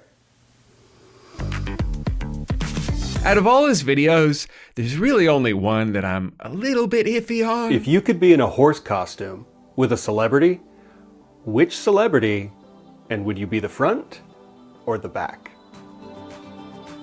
Yeah, I would have maybe kept that one in the draft. If you could be nose deep in a celebrity's ass, whose would it be? And would you want it to smell good or bad? Sometimes I wonder, if we had 3 arms, how would that change lovemaking? Damn, this guy's actually kind of a freak. My friend is a scientist. He studies condom mechanics or something. That's a great joke. I wonder what the comments say.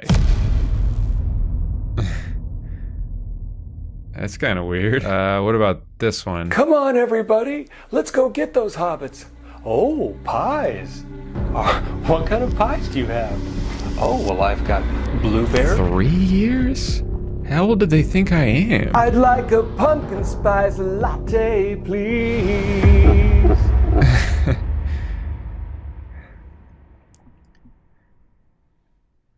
I have to go to the bathroom.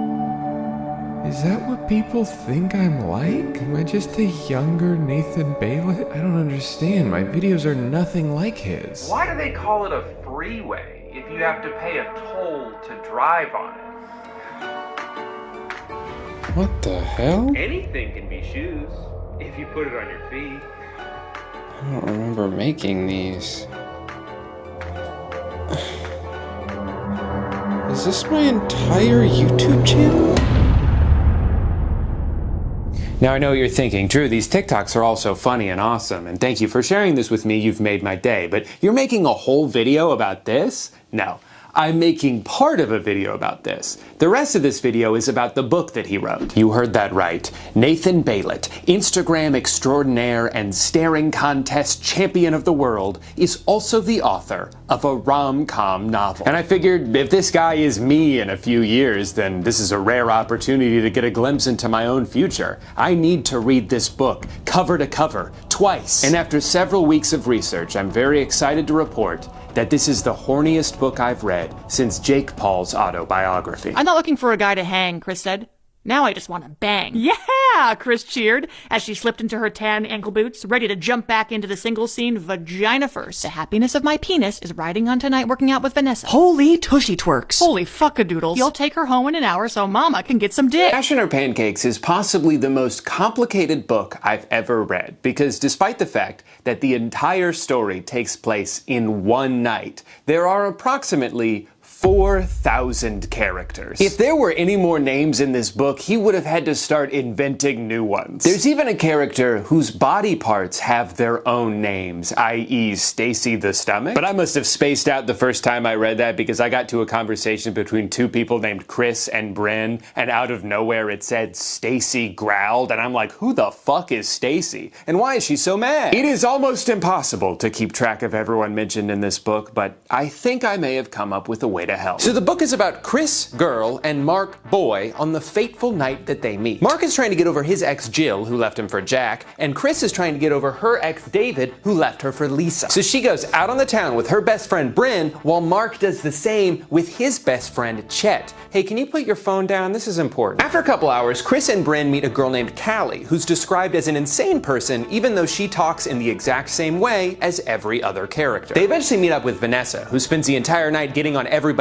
nerves because she won't stop filming them. Meanwhile, Mark and Chet meet up with a guy named Skip, who I thought for sure would end up being the love interest of either Callie or Vanessa, but he ends up meeting a girl named Lola at one of the bars they go to on their way to Roger's friend's apartment party. His name is Anton, and he's dating Debbie. Before any of that though, Mark and Chet meet up with their friends Charles and Vicky, but they leave after 2 pages to go have sex. So then Mark and Chet go to a bar to get drinks from Bonnie the bartender, whose name is spelled 2 different ways. There they meet Dina, Lorna, and Anna, who may sound like a band of rambunctious chipmunks, but are actually 3 human women. Things don't work out with any of them though, and they also don't work out with the girl named Melanie because she has a boyfriend. Before leaving the bar, they give their business cards to Miranda and Panda, 2 different people, but we never hear from either of them ever again. Meanwhile, Chris and Bryn share a 2-page interaction of their own with their friends Madeline and Lamar, before chatting it up with Barry the bartender, who they're both attracted to, but he's gay, I think? I don't know. Everybody in this book flirts with service workers, but they never pursue them romantically. Instead, they talk to Ron and Ian, who get into a fist fight with each other, forcing them to leave the bar. Luckily, they have somewhere to go because Chris got a text from her friend Holly, who's hanging out with Bob and Steve. Eventually, Vanessa's sister Jane joins the group, along with Sarah and the aforementioned Holly, who's dating Colin, even though nobody likes Colin. The problem with Colin is that he doesn't appreciate Holly as much as he should, but it turns out they actually broke up yesterday and just didn't tell anyone because they didn't want to spoil the mood. The irony, of course, being that news of their breakup would have only improved the mood because Colin sucks.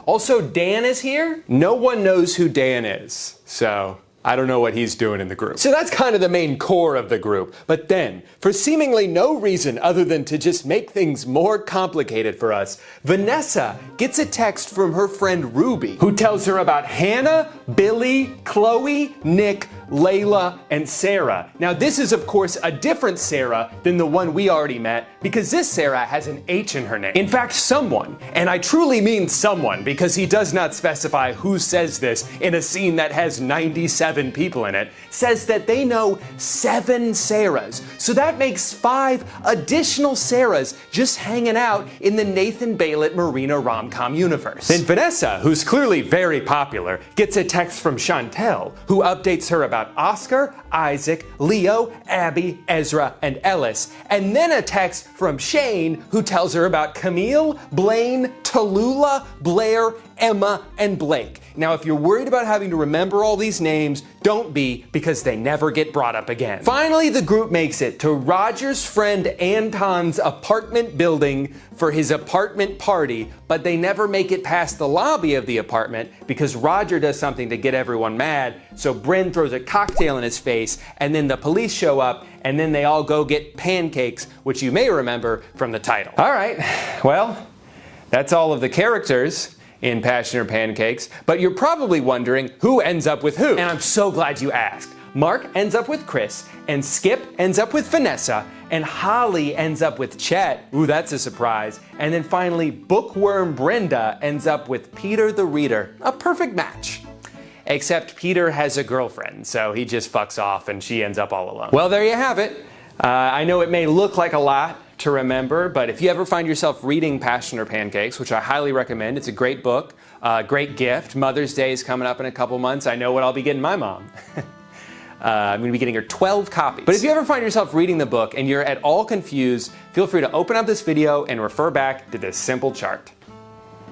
You're welcome. I think the only thing this story is missing is a few more downs to go with all the ups. Everything kind of just works out for everyone. There's a part where they all go to karaoke and they're a little nervous to sing, but then they sing so well that a recording of it goes viral. That's awesome. I also like that Mark's character is written to be the most perfect human man ever constructed. He is tall, he's hot, he's smart, he's funny, he's rich, he has big feet, and every woman wants to fuck him. But Mark doesn't want to fuck. He wants to love. He wants passion, not pancakes. Or maybe the other way around. I can't remember which is which. Really, the only conflict in the story is that Chris just wants to rip his clothes off and hook up with him on the spot, but Mark wants to get to know her first. Chris paused and looked over his poundable chest, up to his thick, grippable hair, kissable, chiseled chin, and his starry eyes looking at her so nicely that she felt the warmest whoosh tingle up thoughts of exactly how she'd climb him. So I'd have to have a relationship with you to climb your mountain and sit on your peak? Mark chuckled. I'm afraid so. Eventually, he wins this battle. They decide to take it slow because they're a perfect match and they don't want to mess this up. This all culminates in what I think is, and I know this is going to sound hyperbolic, the single most beautiful paragraph in the history of the written word. And their fun rhythm moved them close, then apart, then back together, and over here, and over there,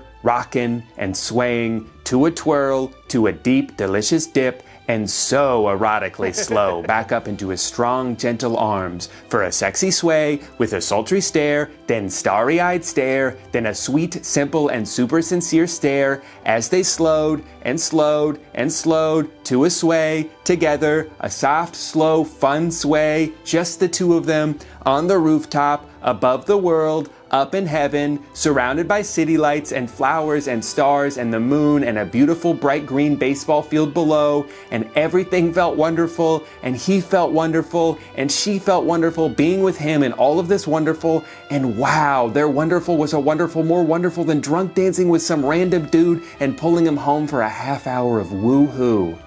That was all one sentence. Really, these two people could not have asked for a better night out. Not only do they find their soulmate after looking for a few hours, but they manage to convert each of their best friends into the person they've wanted them to be their entire lives. So Chet is like a Barney Stinson type, right? He's constantly running into women he's slept with. He's telling Mark, don't worry about the future. Tonight, we're just gonna fucking till our fall off. It's about love. It's about sex, Chet said. The lyrics are saying monogamy. The beat is saying sex. That is until the end, where he's like, actually, I've changed my ways. I like Holly, and I'm a relationship guy now. Also, Brain breaks the sad news pretty early on to Chris that she's planning on moving to Los Angeles to pursue the next chapter of her life. But at the end of the book, she says, you know what? Never mind. Screw my career, screw all of my plans. I'm staying here with my family. And that's so sweet, really, but I'm doing the math over here, like, you guys have been to at least 12 bars tonight. There's no way you're in any cognitive state to be making these kinds of life-altering decisions right now. But that's the thing. Despite the dilemma it poses in its title, Passion or Pancakes isn't about having to make difficult decisions. It's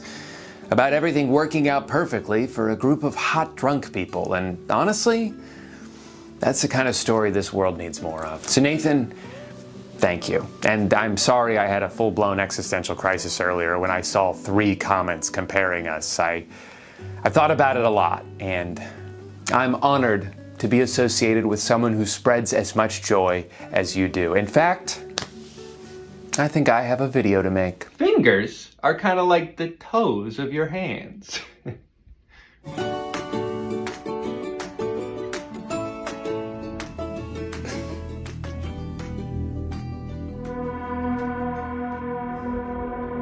Over the past decade, Vin Diesel has become an international movie superstar, thanks in large part to his signature role as big bald strongman in fast car movies. Oh, hold on, actually he's the other one? Yeah, there we go. Using his superhuman physique and almost supernatural deep voice, Vin Diesel has carved out quite a niche for himself in Hollywood that doesn't seem to be going away anytime soon. But while Vin has built a reputation as being a bit of a badass on screen, off screen things start to get weird. Because when he doesn't have a script to fall back on and has to form words and, God forbid, sentences with his tiny little meatball brain, things start to go south pretty quickly. in the most fascinating way. When did this turn into I love you? But to understand who he is now, we must start at the beginning. Vin Diesel was born in 1932 inside of a burning building. His father, a camel, worked in the famine industry, which was thriving at the time. You know, maybe I don't need to do a video essay for everything.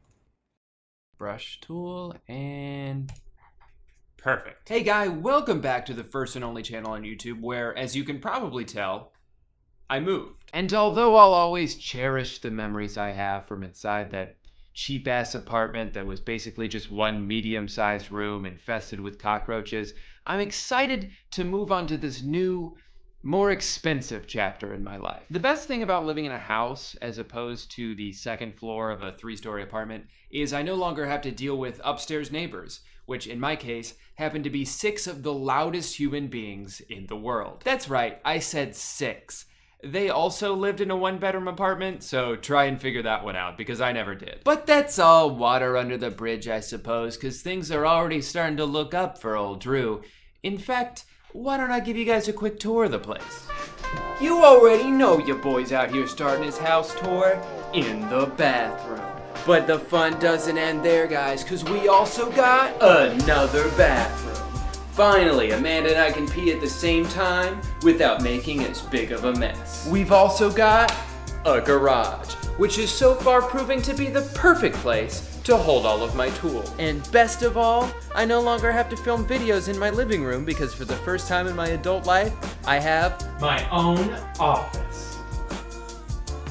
Ah, shit, probably should have exited out of that before we started filming. That was embarrassing.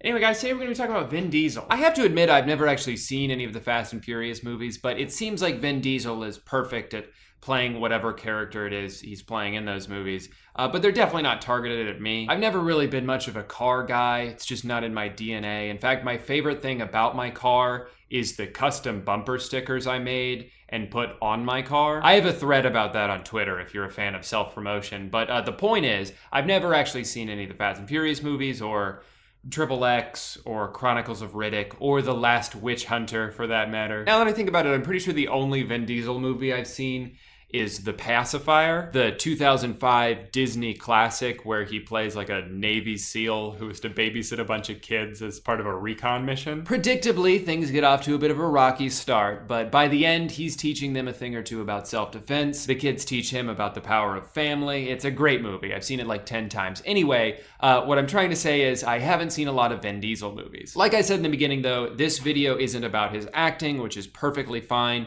It's about what happens when he doesn't have a script. The most popular example of Vin Diesel cringe was on this interview from a couple of years ago with a Brazilian reporter, and I'll only touch on this briefly because a lot of you probably already saw this. This was on the H3 podcast, but it's still worth talking about. So the first few minutes of this interview are pretty normal. He's just talking about the film he's in and a little bit of a history about his career, and then he starts to bore himself, and he instead turns his attention to the interviewer and just bombards her with compliments. But Tom Hanks was the first one, and God, you're so beautiful. God, she's so beautiful, man. Am I right or wrong? Look at her. How am I supposed to do this interview? Look at this woman. Tell me your story. She's so beautiful. Conyo, man, talk to me, baby. Let's get out of here. Let's go. Let's go have lunch. My God, I love her. Look how beautiful she is. Thank you. God, wow. Man. So, Tom Hanks? Wow. He just keeps going at it, and she does her best to get the interview back on track. But then a few minutes later, I guess his brain just can't handle this much conversation, so he just goes back to like, you are beautiful, let's go home and fuck. I love her. Man, she's so fucking sexy. I can't do this interview. Am I the only one that's saying it? Look at her. She's so fucking beautiful. It's like you can't even do an interview with her because you're just like, da da da da da da da da. Yeah, it's kind of hard to watch. But I guess that would be the definition of cringe, so we're off to a good start. When did this turn into Beautiful World? So that was a big deal a couple of years ago, rightfully so. It's very weird, but it doesn't even come close to ending there. There's so much more. So let's dive a little bit deeper, but to do so, we need to head over to Facebook. Vin Diesel is the king of Facebook. If you had to guess how many people currently like Vin Diesel's page on Facebook, his fan page. How many do you think? 10 million? 50 million? Not even close. 100 million people like the Vin Diesel fan page on Facebook. Vin Diesel and Facebook are a match made in heaven. And the main reason for that is Facebook live streams. I'm doing a live, guys, so just have a seat and this is gonna be fun. I've never seen someone use so many words to say so little. Watch the first 30 seconds of this one and see how much he actually says. I'm giving you big hugs in a second. I'm giving you big hugs in a second. I'm doing it live. I'm doing it live. I'll give big hugs in a second. I'm doing it live. I'm doing it live. No, he's not. I am doing it live. I'm doing it live. And Oh my God. the reason why I'm doing it live is because... Oh, wait, I think I missed it. What is he doing? I'm doing it live. Oh, he's doing a live. Okay. After spending about 2 minutes saying that he's doing a live and eventually saying he's doing a live because he's thankful to Comcast. Comcast has come in and done wonders. He says that, you know, it's Saturday night and while everyone's having fun, as they should, the cast of Fast and Furious is here brainstorming ideas. We try to imagine what would excite you in the future, what storylines you would like to see continued, and we try to find the truth in our mythology, and we try to maintain the integrity that is what the Fast and Furious saga has become. Chew on that for a while. Just to give you an idea of the type of people that will come and brainstorm with me. He's always blowing up the spot live. You get the feeling that Michelle Rodriguez here and everyone else in the room was like, oh, not again. He's not doing another one of these things, is he? He's gonna incorporate us in it and he's not gonna say anything and we're just gonna have to sit there and smile for several minutes. You're watching a Facebook Live right now. That's right, Vin. That's what we're doing. I guess what this visual shows you is dedication and a commitment to integrity. Commitment to integrity. So this is alive. Oh, it's alive. I wasn't sure. I don't know about you guys, but it's hard to even focus on what he's saying because all I can see is that giant ass thing in his teeth. But you ready for this? You want to see something, guys? Just pay close attention to where it is. And then watch this next clip. Come on, of course they can. The puppy head, they do something impeccable. Stop it. Listen. It moved. I've never seen that in my life. This is comedy right here, guys. I don't want to hear anybody else's idea of what comedy is because it's this. We found it. Okay, here's another live stream where he was at the Avengers Infinity War premiere and he's talking to the camera. He's addressing, you know, the live Facebook audience, and then he goes to like another red carpet interview, and like mid-sentence, in the middle of his own sentence, completely forgets that he's live streaming and just casually puts his phone in his pocket. Look at that action. Oh my, okay. Look at that action. All right, let me get on this. Guys, you see this? It's the Groot coming out of me. I came to the premiere, and Groot just... And it just continues to sit in there for the next 10 minutes before he finally pulls it out and realizes what he did. Yeah, no, let him flow. Oh my God. Yo, you guys have been in my pocket the whole time. I mean, he obviously handled it well, but God, that's hilarious. This one actually starts off pretty normal. But that only lasts about 90 seconds. Chinese food. You see, Vin is a big fan of milestones. He always celebrates a milestone with a live stream, and he just hit a big one, 50 million. But unfortunately, thanks to some bad timing, he is traveling when he hits it. He's on a plane in the middle of his big day. Not to worry, though, he has a plan to make up for it. He goes ahead and plays this very special video that he seems to have filmed and edited himself as a bit of a special treat for the fans. I mean, don't get me wrong, his silhouette looks very sexy, but God, did he not listen to that audio beforehand? So that goes on for about 5 minutes, and then he gets back to himself and says this. Yeah, guys.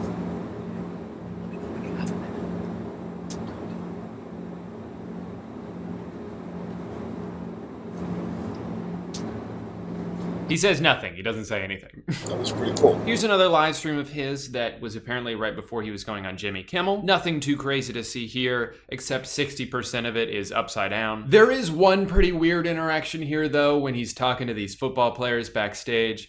And he refers to himself as Daddy. They're the real thing. Show. We warmed them up for you. They warmed him up for me. They warmed him up for Daddy. Thank you, guys. And after making sure to establish himself as the biggest alpha male in the room, he goes out and nails that interview. Purple. Purple. Maybe that's what it is. Purple. Purple. I'll admit that it might be a little unfair of me to judge him too harshly based on live streams. A lot of times in live streams, I've done Twitch a few times, you say some weird things. It's natural. I don't have nipples on my ankles, so I don't want to judge him too harshly for that. But what we can do is look through some of his Facebook posts. Now, these are, of course, things that he had the idea to post, thought about it, decided, yes, I will post that, and then he posted it. So a lot of extra steps there, a lot of room for potentially being like, oh, maybe I won't do that, but he went ahead and decided anyway. So these are prime Vin Diesel posts. Let's check them out. Here's a fan edit from 2015 where he is being sensually embraced by an elephant. It's not so much the fact that this picture exists,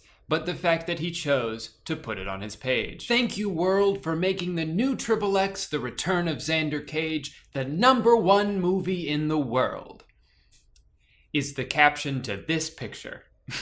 I'm not sure I see the correlation. To accomplish great things, we must dream as well as act. Great quote, great picture. What is with him and elephants? I don't understand. He's got some really good self-quotes that he's used as cover photos, like this one. Well, love motivates me in everything I do. Vin Diesel. That's a perfectly good quote, but why even include the well? It's like he had to think about it for a second. Well, love motivates me in everything I do. Protect our sacred places.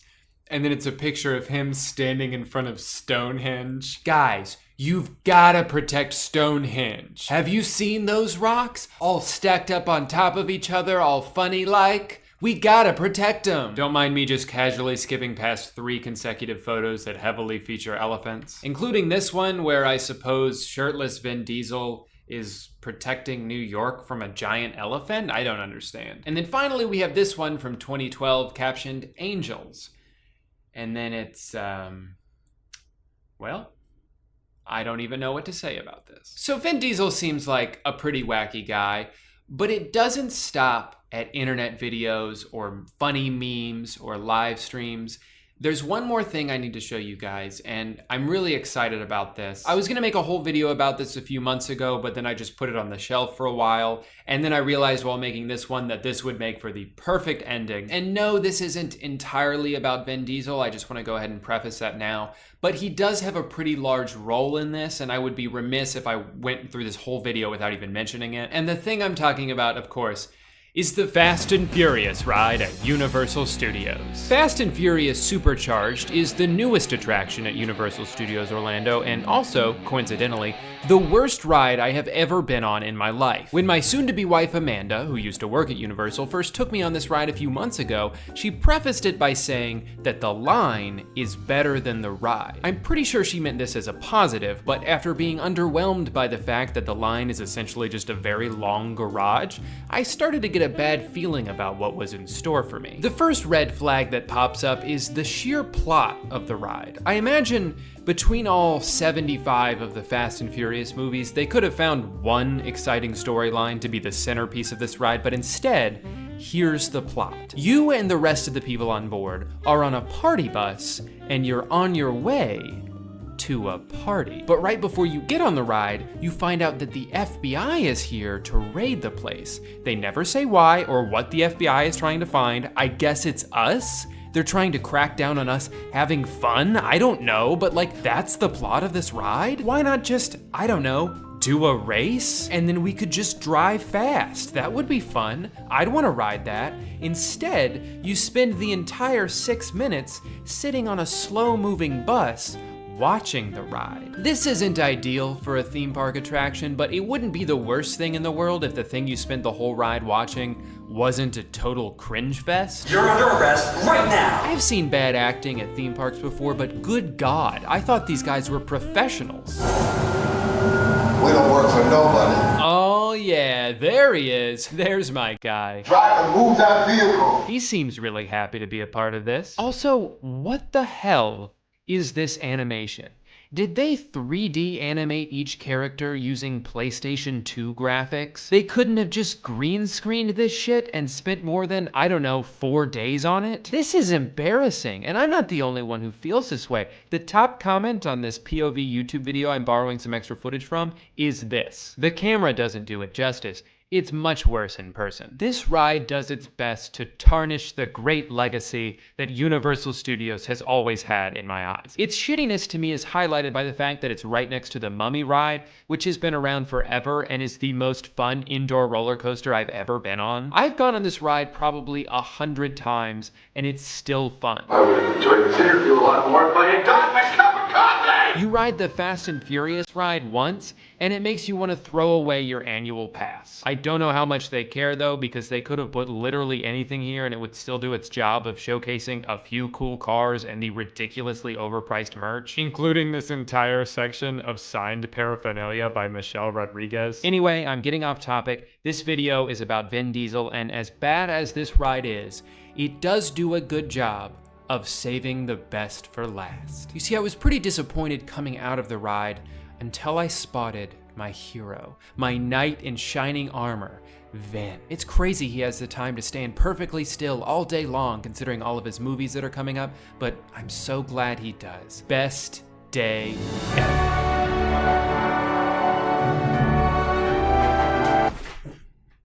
Well, that was fun. I gotta do that again sometime. So, what was your favorite part of the video? Yeah, that was pretty funny. That's gonna do it for today, guy. As always, if this video gets 1 billion likes, I will legally marry Joey Salads, whether he wants me to or not. Remember to comment a very specific reference to this video so you can prove to me that you actually watched it, and hit that subscribe button as fast and as furiously as humanly possible. Don't forget to tune in next week to see me get stuck in a tree. Good night, everyone.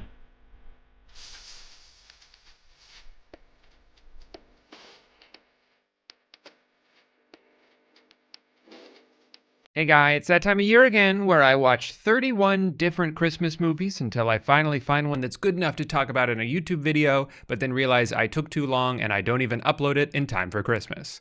Happy holidays. I think part of the reason it took me so long this year is because there's too many places to watch them. Netflix, Peacock, Hallmark Movies Now. Okay, but what do you do if you're trying to get in the Christmas spirit, but you don't want to waste any money on another subscription service? Pirate one? Partake in theft? No thanks, that's illegal. The good news is you don't have to pay to watch Christmas movies as long as you lower your expectations as far as humanly possible, because some of the absolute worst of them are for free to watch on this very website. Now you have to stay vigilant because sometimes the titles will fool you. I got so excited when I saw the Polar Express full movie that I stopped reading right there and never saw the word game. Made for a slightly different, although not necessarily worse viewing experience. My ticket, it's gone!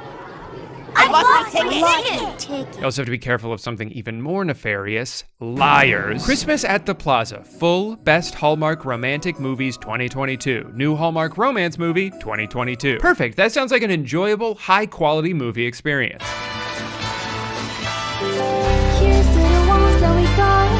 Oh God. This is hurting my ears. Okay, so to avoid getting their video taken down for copyrighted music, they had the option to mute the song, or they could do what they did, which was play another song over it. Bold strategy, let's see if it pays off. The club isn't the best place to find a lover, so the bar. It's not. It's not paying off. I'm hurting, baby. This is so fucking funny to me. The audio is all out of sync. They have to zoom in and rotate the shot every 5 seconds, and they're playing weird covers of Ed Sheeran songs over the Christmas music. At a certain point, if you have to make a movie this unwatchable just to get around community guidelines, it's kind of not worth it anymore. One of my favorite things about finding these movies on YouTube is getting to read all the comments, because people are so easily impressed. As long as the movie doesn't look and sound like this, they will treat it as if it represents the pinnacle of filmmaking. Take Deck the Heart, for example. This was uploaded just a couple months ago. It already has 1 million views. People love this movie. on YouTube. On IMDb, different story, but on YouTube, it's great upload, no zooming problems, no sound problems, shit, instant classic. Their standards are so low that as long as the movie isn't sitting at a 70-degree angle in the corner of the screen, we might as well contact the Oscars. It's like the movie equivalent of saying, dude, you gotta try the new restaurant down the street. I went there last night and I almost didn't even throw up. Almost. I think the thing that makes Deck the Heart so fun to watch for me is how the low budget completely ruins the entire conceit of the movie. So it's about this guy whose grandpa dies, R.I.P. Grandpa, this one's for you, and he inherits his lake house with one condition. He has to host Christmas for the whole family there, just like Grandpa used to. I assume your mom explained the stipulation of your inheritance, right? To host Christmas? Yes. Yes. Unfortunately, this dumb idiot doesn't know the first thing about hosting a Christmas. He's too busy working his vague business job, answering phone calls, and doing emails, even during the holidays. So he hires this woman named Mary to plan the party, decorate the house, and make enough food for like 15 people. Now, I want to play a little game with you called How much money do you think he's going to pay her to do this? I want you to stop and think about the scope of the job that I just described, and then come up with a number in your head of what you think this kind of job is worth. Go ahead and write it down in the comments if you want to lock in your answer. You got it? All right, let's find out how much he pays her. Does 12 work for you? 12 instead of 10? Sure. No, $12,000. $12,000. $12,000? He pays her $12,000 to hang up a few ribbons and cook a meal. And you might be thinking, okay, well, some of that is budgeting in the cost of supplies. No. He gives her his credit card. Her take home is 12 grand. Can I do next year's party? I would settle for half that. See, but going back to what I was saying earlier, the problem with this being the plot of the movie is that she ends up spending the entire length of it, which is about 3 weeks of real time, decorating the house. She's working sunset to sunrise. She's working weekends. She's pouring her blood, sweat, and tears into this holiday decor. So by the end of the movie, you're kind of expecting something spectacular, right? Something that would warrant her paycheck and the amount of time invested. Or, at the very least, that she would have finished decorating the kitchen cabinets instead of stopping halfway through. The house looks marvelous. Hey, we can see it too, right? She clearly just hung up one thing from Hobby Lobby and called it a day. But you're really good at what you do, Mary. It's not really work to me. Well, that's probably because you're not actually doing that much. I feel like this movie is gaslighting me. Why is everyone so impressed by tinsel? Actually, in an attempt to solve the age-old problem of viewers having eyeballs, the director does something really fun where they constantly choose not to show us stuff. Big reveal at the end of the movie, balcony lights, she's been working on these all month, and it's out of frame. Well, at least we get to see everyone's reaction to it. They also talk about the game room incessantly. Well, I have some work to do, so I'll be in the game room. And you know what? It might be easier if you just come in through the game room. Enter through the game room downstairs. Oh, you have a game room? Yes. They mention it so much, I'm surprised it's not listed as a credited character. And yet, I could not tell you what 75% of this room looks like. Welcome to the game room. Cozy. I like it. Some of my best family memories were made here. Can we see it? Impressive. This room has an endless supply of snacks during the holidays. People get lost down here for hours. Sounds really fun. Can we see it? No, not at all. What's that thing they teach you in film school? Why show something when you can simply describe it? Speaking of describing, I love when he gives her a tour of the house and overly explains what every room does. This is the kitchen and dining room. Obviously. Linen closet. Obviously. This is the foyer. It's the main entrance to the house. Everybody comes and goes through here. Obviously. Oh, so people walk through the door to get inside. Gotcha. What? But how do they get back out? Believe it or not, same door. No way, it does both? Also, is anyone gonna explain to me why he had to change his pants halfway through the tour? Be honest. Did you piss yourself? Overall, this is a boring ass movie, but I do want to point out some of my personal highlights. During what's supposed to be an emotional moment early on, this is a real sound effect that is actually in the movie. My parents never really got into birthdays or the holidays or anything, so I was always left up to my own devices for them. That's so sad. Promise me when I'm gone, you'll take care of my family. It's fine. It's fine, really. You already had an audience there. You could have just had them go, oh. I like the scene where Chris tries one of the meals Mary is proposing to make for Christmas. I could see it in your eyes. You're disappointed in something. Yeah, to be fair, if I paid someone $12,000 and they made me chicken and broccoli, I'd be pretty disappointed too. I like when he picks up her parents at the airport and it looks like they're outside of a prison. Every transition shot in this movie is stock footage and none of it goes together. This sequence right here is 3 different cities during 3 different seasons. All right, and then we're gonna use an establishing shot of Bluegrass Grill in Chattanooga before heading inside a coffee shop called Sweetwater's. One of the most positive comments I'm seeing a lot under this video is how much chemistry the actors have, which is funny because they don't. Mary, look, I'm wearing a glove. What are you doing? Setting lights up on the roof? Why? Because it's my job. Wow. What a script, huh? So the main guy, Chris, in this movie is played by someone named Joe Kurak, and he is my new favorite actor. He is so funny. He's like if someone 3D printed a human being. No, please don't tell anyone, please. What happened? He's like if John Hamm and a dog had a baby. I appreciate dinner and dessert, especially dessert. He even made a gingerbread house one year. He sort of walks around like he just learned how to a few days ago. Every line is delivered like he's in an entirely different movie than everyone else. Thaddeus is my cat. Your cat?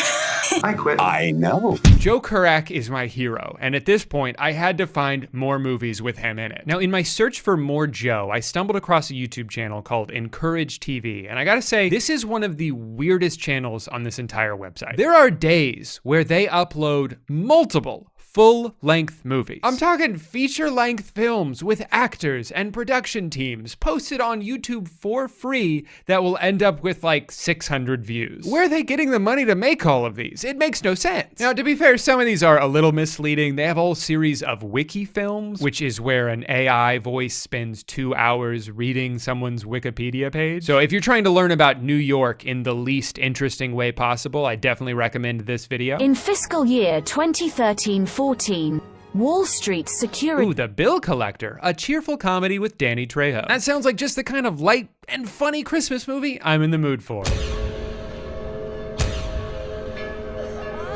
Is neither cheerful nor comedic. We've got Renfro's White Christmas. This one is set in the 1930s, and I really love what they did to make this an authentic period piece. All of the microphones they use are fucking terrible. Huh? What? But as bizarre as 98% of their catalog is, every so often they'll upload a Christmas movie that will immediately get a shit ton of views. This time, it's Christmas at the Holly Hotel, starring, of course, our dear friend Joe. And say it with me, she has a job in New York City, but for Christmas, she goes back to her small town where she falls in love with the guy she just met, so she quits her job and stays there forever. I've never seen anything like it. This time, Joe is a cop named Officer Matthew. Just Matthew. Sorry, just Matthew. And in classic meet-cute fashion, he pulls her over for reckless driving. How fast was I going? 51 in a 25. That doesn't seem exceptionally reckless. No, that's pretty reckless. Maybe if you check your instruments again, you might see I was only going 35 in a 25. Or if you look really close, you might see I was only going 25 in a 25. And if you look even closer than that, you may see that I wasn't even moving at all. Write that down. My car was parked. Can't be speeding when your car's parked. I'm Kathy, by the way. I hate that she's making me side with the cop here, but like if she was going 28 and a 25 and he pulled her over, you know, that's pretty negligible. But she was going double the speed limit. She's driving through a neighborhood in inclement weather like she's on a freeway and then has the nerve to be like, this town hates me. This town, which loves me so much, gifted me with a reckless driving ticket for Christmas. Yeah, it's the holidays. There are still laws in December. Christmas isn't the purge. Yeah, big deal. So maybe I killed a pedestrian. You're gonna put me in jail the day Santa's coming to town? For pretty much the entire movie, she will just not let this go. Sonny here gave me a ticket on the way into town this morning. Right before Christmas? That's outrageous. Also, this poor woman, this sweet old lady, they gave her so many lines. Not at all. He thinks he's the bee's knees because he gets to wear a badge. but I remember. Side note, do you think this guy only plays characters that have a weirdly close relationship with one of their grandparents? I was in the dining room with him. He was one good-looking man. Grandma! He was 15 before I convinced him that there was no such thing. Grandma! Come a little closer, Sonny. I bet I can still lean you over my knee. Grandma. How do you feel about that grandson of mine? Grandma, please. Fine. Yes. That's how you ask someone out on a date. Good news, they're gonna go on a date. Bad news, they're not gonna go on a date, as depicted by this text. Hey, it's not December 21st. That calendar says February. Throughout the whole movie, which takes place over the course of 5 days, Kathy's phone friend keeps insisting that this man she knows nothing about and has never met is destined to be Kathy's husband. He was a total jerk. He could be the one. Actually, everyone around her keeps demanding that she fall in love with him. Stood you up? Did you see the way he took care of his grandmother last night? Grandma! That boy's a keeper cat. So after being coerced by her family and friends into giving a second chance to the cardboard cutout who stood her up yesterday, she agrees to give him another chance, and he reacts to this news in a very normal, human way.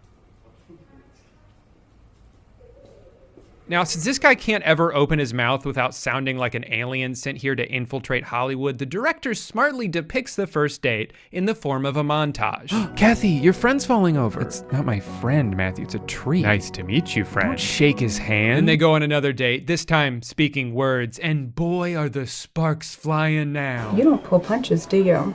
Can't.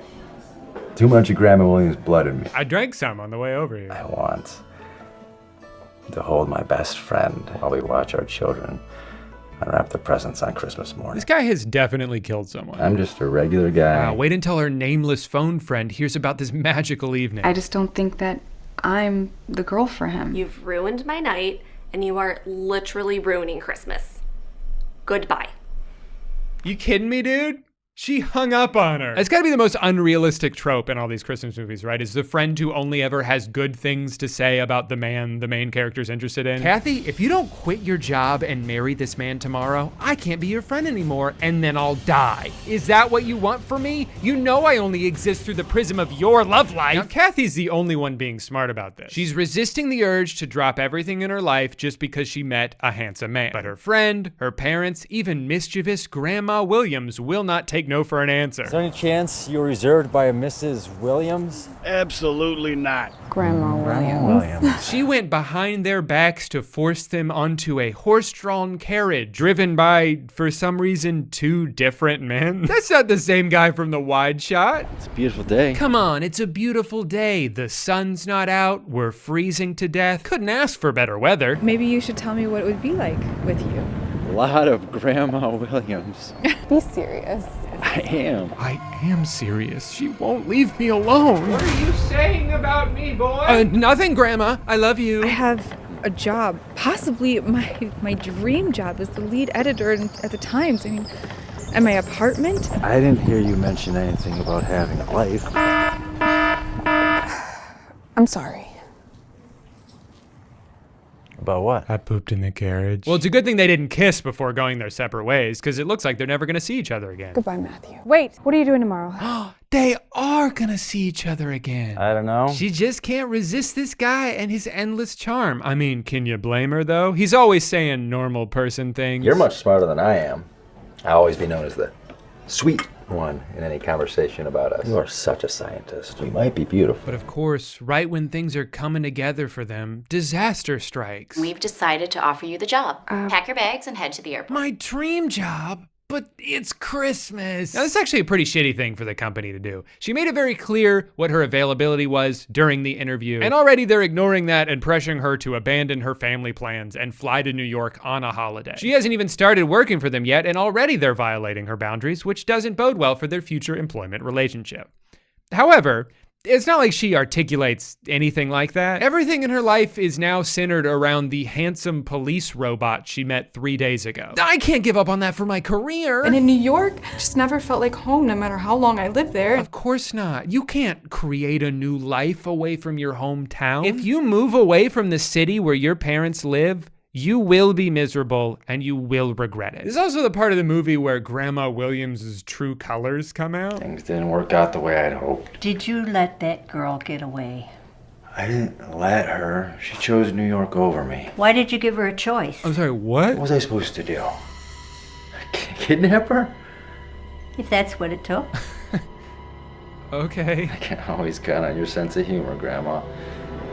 I wasn't joking. Grandma! Now we know where he gets his crazy from. A text? Are you kidding me? You sent me a text? You chased me down in a cop car and pulled me over. Matthew, don't act like I'm the crazy one. When is the last time you've been in love? I've been in love once.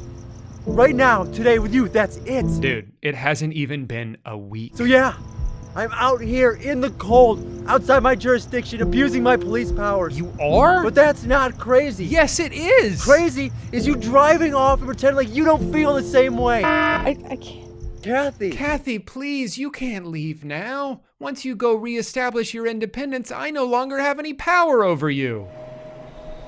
Matthew. Kathy. Kathy. You came back. You came back. Kathy!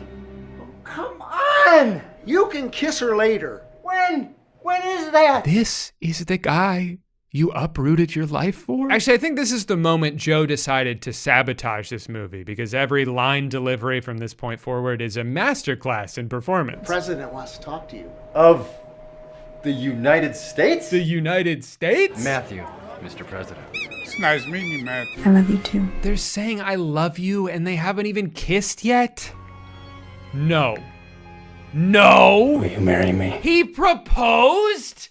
It's been 5 days! Yes, I would love nothing more. Not surprised she said yes. At this point, she's already given up everything else in her life. What if after all that, they finally kissed and were like, actually, that was kind of gross. Can I have that ring back? Fine, yeah, take it. I gotta get my job back. Look, I like love as much as the next guy. I also don't think your career has to be your #1 priority at all times. But that's 2 movies in a row where one of the main characters quits their job on a whim to be with someone they just met. Like, can we stop to think about what's gonna happen after the credits roll? You gonna pay the bills in kisses? Like, I think Joe's really gonna regret blowing 12 grand on one party when he runs out of money in 3 months. Like, I'm a sucker for a good romance story. I'm a regular guy. I'm just a regular guy. But it always drives me crazy when there's no practicality involved. Like, we're just gonna drop everything else in our lives and prioritize this brand new relationship. Of course you feel that way in the moment. Of course it seems like a good idea at first, but they don't know anything about each other. Anyway, I watched some other movies too, but they were all so bad. It's not even worth talking about. Santa's Boot Camp started off strong, but then it got really boring and I just had to skip to the end. I have a gift for you. To show you that bad kids can be nice. I don't have feelings for Christy North. Hope for Christmas, a Pastor Greg reboot. Not as good as the title makes it seem like it would be. Going into it, I was like, oh, this is the perfect movie. It's 40 minutes long. I love that. So efficient. Why go watch new Avatar, 3-hour movie, when I could stay home and watch this movie 5 times? But then I spent the whole runtime just being confused about what the hell was going on. Why is everyone in this town so obsessed with shopping sprees?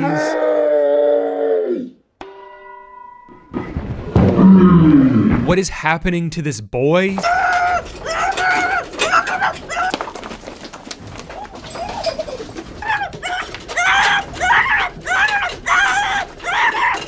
why are there so many pivotal moments that have no sound?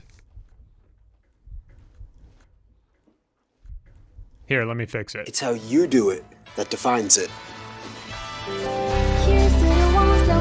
Now that's moving. Hey guy, welcome back to the inside of George Lopez. I'm your host, George Lopez. If I've said it once, I've said it a million times. 2001 was a great year to be 8. The first Kids Bop was released, there was no global pandemic, and director Robert Rodriguez shocked the world when he released his movie Spy Kids. Up until that point, he was known pretty much exclusively for producing extremely violent crime movies. So when he came out with this colorful, family-friendly action movie about children saving the world from a bunch of fingers, I think people were a little surprised. Even more surprising though, it was a massive hit. Personally, I loved that movie when it came out. I loved that all the adults were dumb and the kids were smart and they got to use a bunch of cool gadgets that I wished were real. That was 100% my childhood fantasy, was to be a spy instead of the lame-ass dork I actually was. Anyway, after the success of the first one, it was time to turn Spy Kids into a franchise. 1 year later, Spy Kids 2 came out, and it was a pretty good sequel. Steve Buscemi's here now, so that's cool. Another year later, Spy Kids 3D came out, And that's when things started to go off the rails. In 2003, 3D was a super gimmicky and always underwhelming addition to movies. It really just meant the tickets would be more expensive and the characters would lean towards the camera a lot. Whoa! So after 3 movies in 3 years, it was time for a new approach to the Spy Kids cinematic universe. And in 2005, Robert Rodriguez would strike gold with the release of Shark Boy and Lava Girl, which truly might be the greatest bad movie ever made. Mr. Electric, send him to the principal's office and have him expelled! Somehow, with 4 more years of technological advancements and a significantly higher budget, Robert Rodriguez managed to make a movie that looked worse than the first Spy Kids. I can only assume all of that extra money went solely to paying George Lopez, who plays a teacher, a villain, and a human computer all at once. That's the dumbest idea I've ever heard. The rest of the cast is pretty bad all around. The titular Lava Girl is played by Taylor Dooley, who you may know from this movie and only this movie. Future werewolf Taylor Lautner plays a brooding shark boy who may have a bad temper, but still has a few tricks up his sleeve. It's working! Keep it up, Shark Boy! Just relax, lay about, or my fist will put you out. Dream, dream, dream, dream, dream, dream. Take your time, but beware, there's darkness in the air.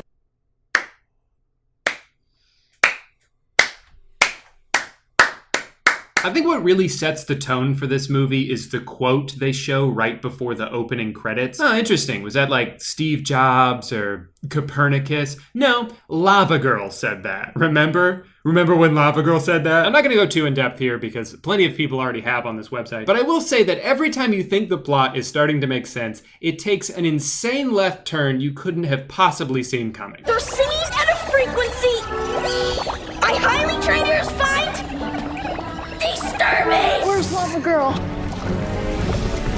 It's up to you now, Max.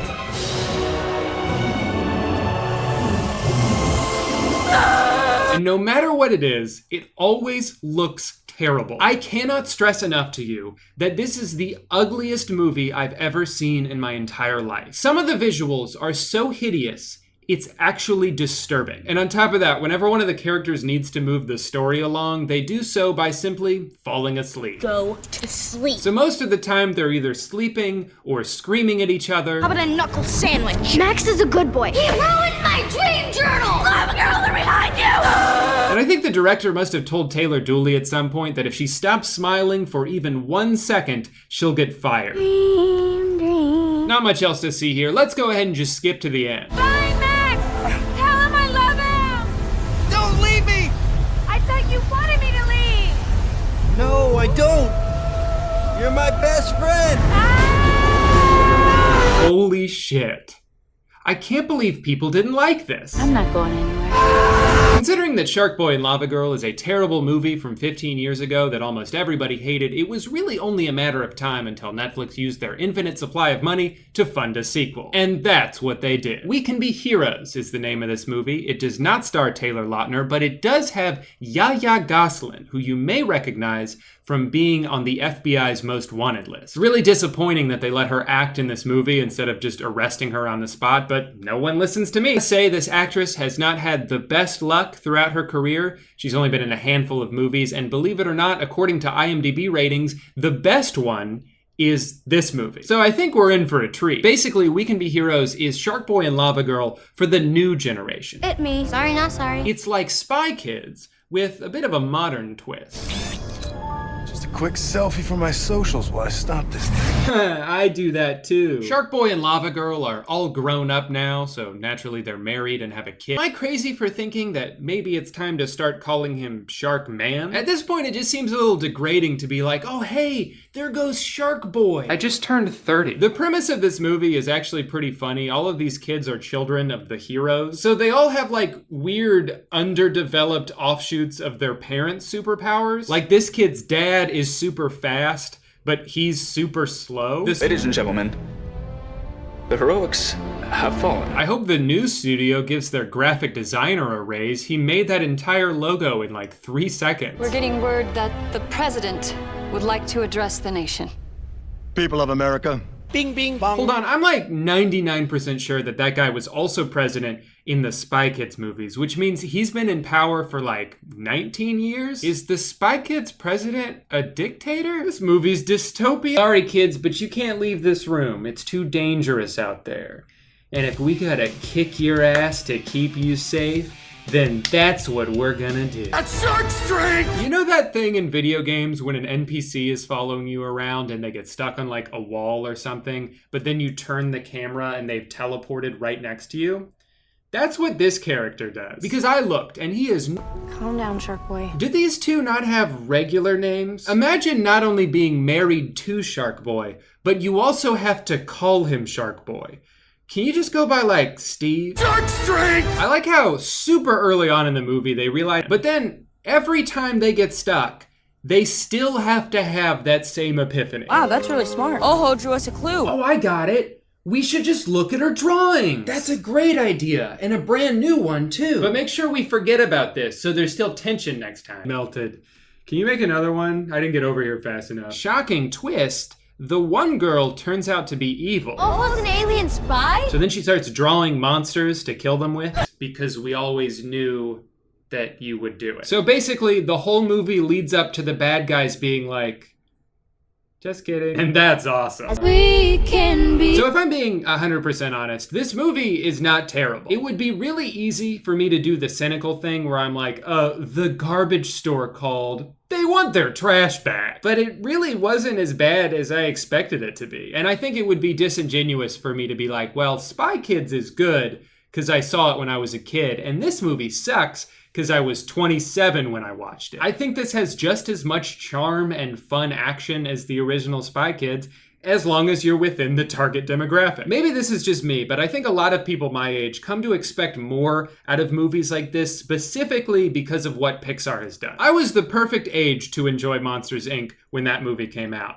And then, when I was old enough to go to college, but accidentally chose not to, they released Monsters University, a movie about college. I also grew up loving Toy Story 1 and 2, and then the third one comes out when I'm nearing the end of high school, and it's a movie about moving on from your childhood, which is what I was trying to do. In recent years, they've started coming out with these brilliantly conceptualized movies about the spectrum of human emotion and what it means to be alive, literally the meaning of life. These super heady concepts that actually make you engaged and feel something as an adult while still being animated well enough to hold the attention of a child. And I feel like no matter what movie Pixar releases, besides Cars 2, I've always been a member of the film's target audience. We Can Be Heroes is not like that, and that's okay. It's a movie made for kids, featuring a bunch of characters that no well-adjusted child should have any business knowing about. And if you go into it expecting it to be anything more than that, you're gonna be seriously disappointed. I give Shark Boy and Lava Girl 2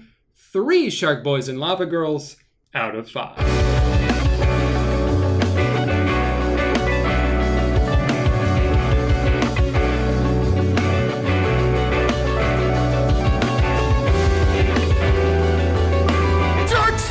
When I was a kid, I don't think there was anything I was more obsessed with than Star Wars. Star Wars birthday cake, Star Wars birthday costume, Star Wars Darth Maul Taco Bell cup. Practically all I ever did was watch these movies while playing with the toys that were based on these movies. The great thing about the original 3 movies is that they still hold up today. They're exciting to watch, they're full of great performances, they've got an iconic soundtrack, there's hardly any incest in them. And it's crazy to think how much of what was made at this point more than 40 years ago is still acting as the sun around which every new piece of Star Wars media revolves. The like 4 characters created for these movies that get shoehorned into every new series, every reimagining, because Star Wars, even as one of the largest brands in the world, cannot seem to exist without them. They cannot create anything without a Skywalker or an Obi-Wan or a Yoda or a Darth Vader, and they're barely even trying to. It honestly seems like their entire goal at this point is to just be like, remember this guy?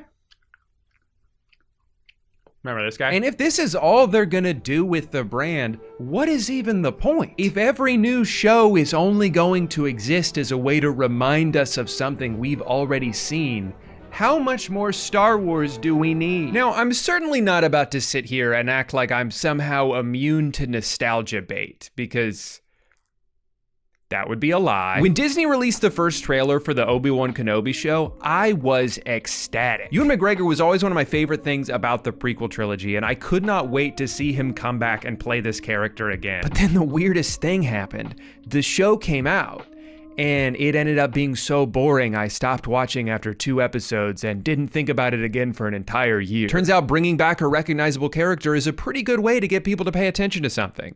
But you still have to put in a little bit of effort. For one, I was shocked at how cheap everything looked. I know they didn't quite have a movie budget for this, but it's not like they were working with nothing. But it's so bland and gray and dark. A lot of the action sequences are nauseating to watch because of the artificial camera shake they threw in. What is this even supposed to convey? That the cameraman is scared? It just looks stupid. And of course the production problems could be overlooked if there was a story worth telling here, but I think they forgot to come up with one. None of the characters are interesting, including the one that should have been a slam dunk. You somehow took a character that's existed in people's heads for over 40 years and wrote him to be so flat that I can't remember a single thing he said or did in the show. There's no fear instilled by the antagonists because they're completely incompetent. The writing is inconsistent and the rules change from scene to scene. 4 stormtroopers, huh? Piece of cake for a guy like me. Oh fuck, 3 stormtroopers? I give up. Don't shoot! Damn.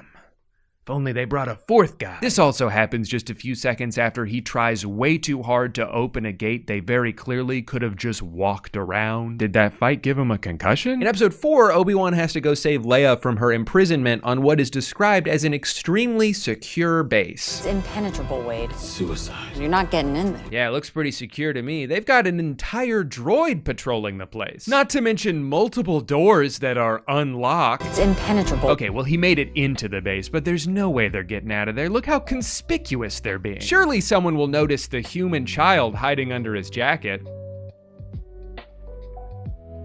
No one sees that? Are their helmets on backwards? Oh, there we go. Now they're screwed. They are completely surrounded by stormtroopers. There's no way they're getting out of this. They got away. Everything worked out. And it's not because they came up with like a strategic plan or anything. They just lowered the difficulty to easy and ran straight to the ship. This show feels like it was reverse engineered. They knew people liked this character, so they decided to make a series about him, and then it's like, we'll figure out a plot for it later on. Sure, the show came out last summer. And we're so close to figuring out a plot for it. They knew people liked Baby Yoda in The Mandalorian, so they put the baby version of a different legacy character in this show. Because why try to make something new when you've already stumbled upon a formula that works? What is this, my YouTube channel? Really, this entire series doesn't do a single interesting thing until this moment near the end. And yeah, this fight was pretty cool. I enjoyed it.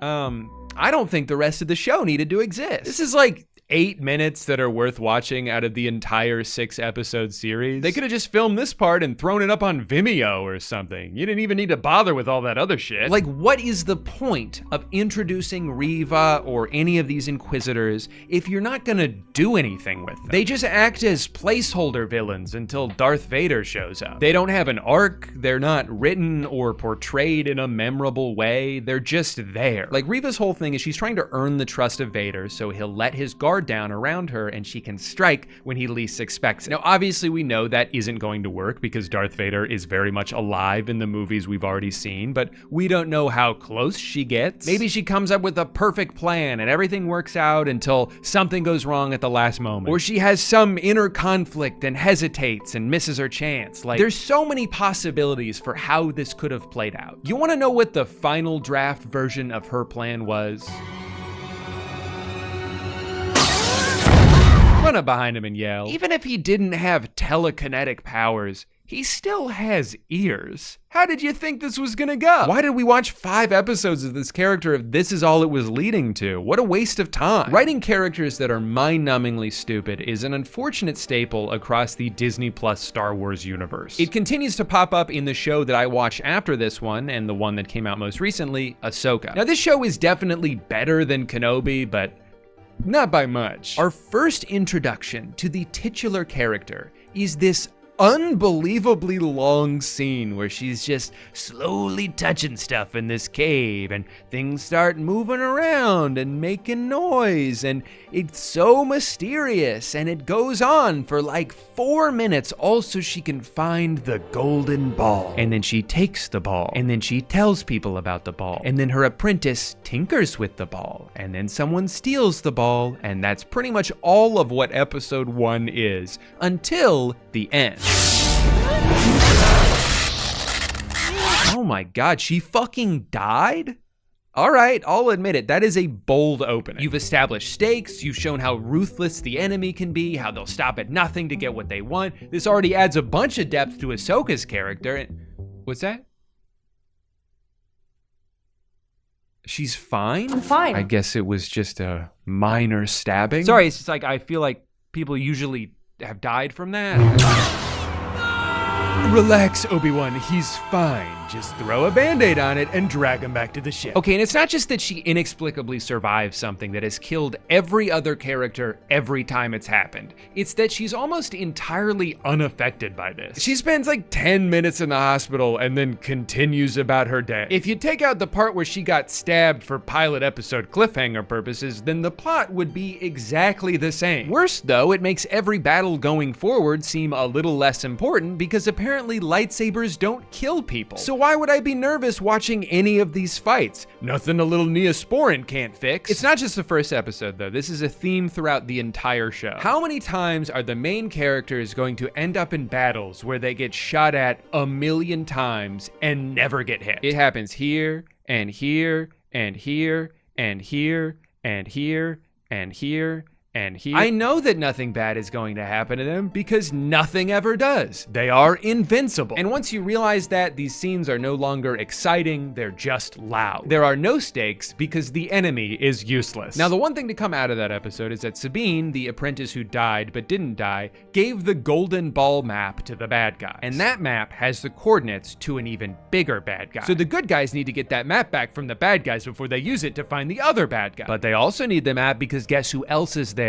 Another good guy. Now, I like that this premise sets up an interesting moral dilemma because they know that even though they want to use the map to find their friend Ezra, they know that if they go to the planet that both he and Thrawn, the main villain, are at, that they risk giving Thrawn a way out, something he currently doesn't have. So there's a case to be made that if they were to just destroy the map, they would be sacrificing their friend Ezra for the greater good. Because everything we hear about Thrawn is that he's like hell-bent on destroying the entire universe. So as hard as it would be to do, it kind of seems like maybe giving up on your friend would be the best thing that would save the most lives. But of course, they don't do that. Sabine is like, yeah, people are gonna die, but Ezra's my buddy. And it's not just that she does this, it's the total lack of reaction from anyone else. Sabine's selfish actions will lead to yet another Star War, and no one's even a little bit upset. Wouldn't it have been interesting if when Ezra first sees Sabine, he kind of freaks out? Like, no,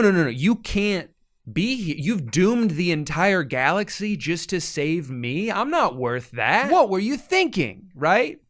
Instead, he's just like, yo, where my hug at? Remember that scene in The Dark Knight where they only have time to save either Harvey or his girlfriend Rachel, and they make the difficult choice to save him because of what he represents to the city? But instead of being relieved when he sees that someone is there to save him, his immediate reaction is anguish at the thought of someone else dying for his sake. I don't know, just thinking about that for no reason at all. I feel like everything that could have been interesting about this show is not. Like, I was so intrigued when these two came on screen and seeing how they interacted with the main characters. This could have been such an interesting parallel of master and apprentice. We could have seen the similarities between these two pairs, but that's not explored at all outside of just how the fight scenes get split up. You watch the entire season and you still don't know anything about these people. I guess he's on some mission to find power and then they have to like split up at the end, but it's all so vague. This is a land of dreams and madness. Some ancient past, long forgotten. Sometimes stories are just stories.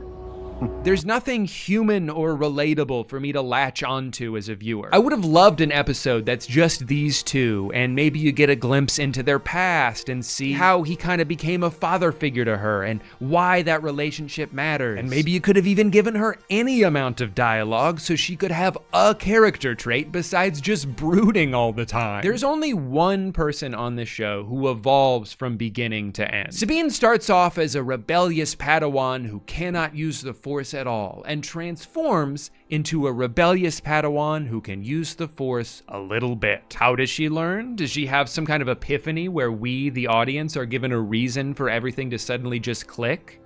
No. She can't do it, and then she can't do it, and then she can't do it, and then she can do it at the time when it was most convenient to for plot reasons. Out of nowhere, she just does something that she had no ability to do 30 seconds ago. And then another 30 seconds later, she's using the Force again to shove an adult man across a gap the size of a football field. I guess she's a master of this now. There's not a whole lot of cause and effect in this show. Things don't happen because something else happened. They happen because it's time for them to happen. When someone dies, no one reacts accordingly. To the point where I'm like, do they even know what death is? They're aware that it's bad, right? Also, why is this kid even on the ship in the first place? What is it, bring your son to war day? I've seen a lot of people try to criticize the actors in this show, but I'm really not sure how much of it is actually their fault. Like, I don't think on her own that Ahsoka is a bad character or that Rosario Dawson is bad at playing her, because she plays her the exact same way as she did in one episode of The Mandalorian, and I thought she did really good in that. So did almost everybody. So clearly the issues seem to be more about the context that these characters are put in. In both shows, she's portrayed as this wise and powerful Jedi, and in The Mandalorian, it makes sense for her to have that air to her because they write her to have knowledge that Mando doesn't have. He goes to her for information, and she delivers it with the sort of quiet stoicism that makes sense given the circumstances. In her show, not only is it kind of boring for your main character to talk like that the entire time, but it doesn't really make sense for her to be that calm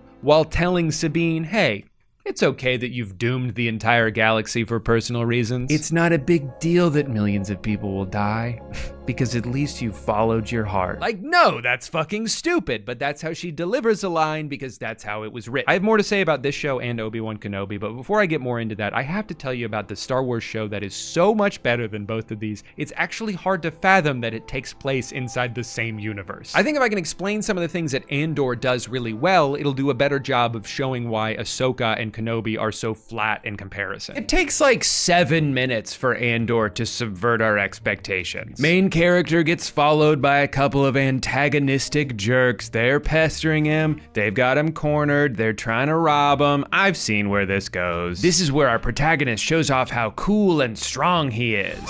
Who are you? The name's Andor, and don't you forget it. But no, that's not actually how this goes down, because that's not who he is as a character, and that's not what this show is. In this show, he has to scrape and claw to get out of a situation like this. It's not smooth, it's brutal and messy, and in the process of trying to defend himself, he accidentally kills one of them, an act that gets treated with the gravity you rarely see in Star Wars. He's not breathing, he's taking. He's up!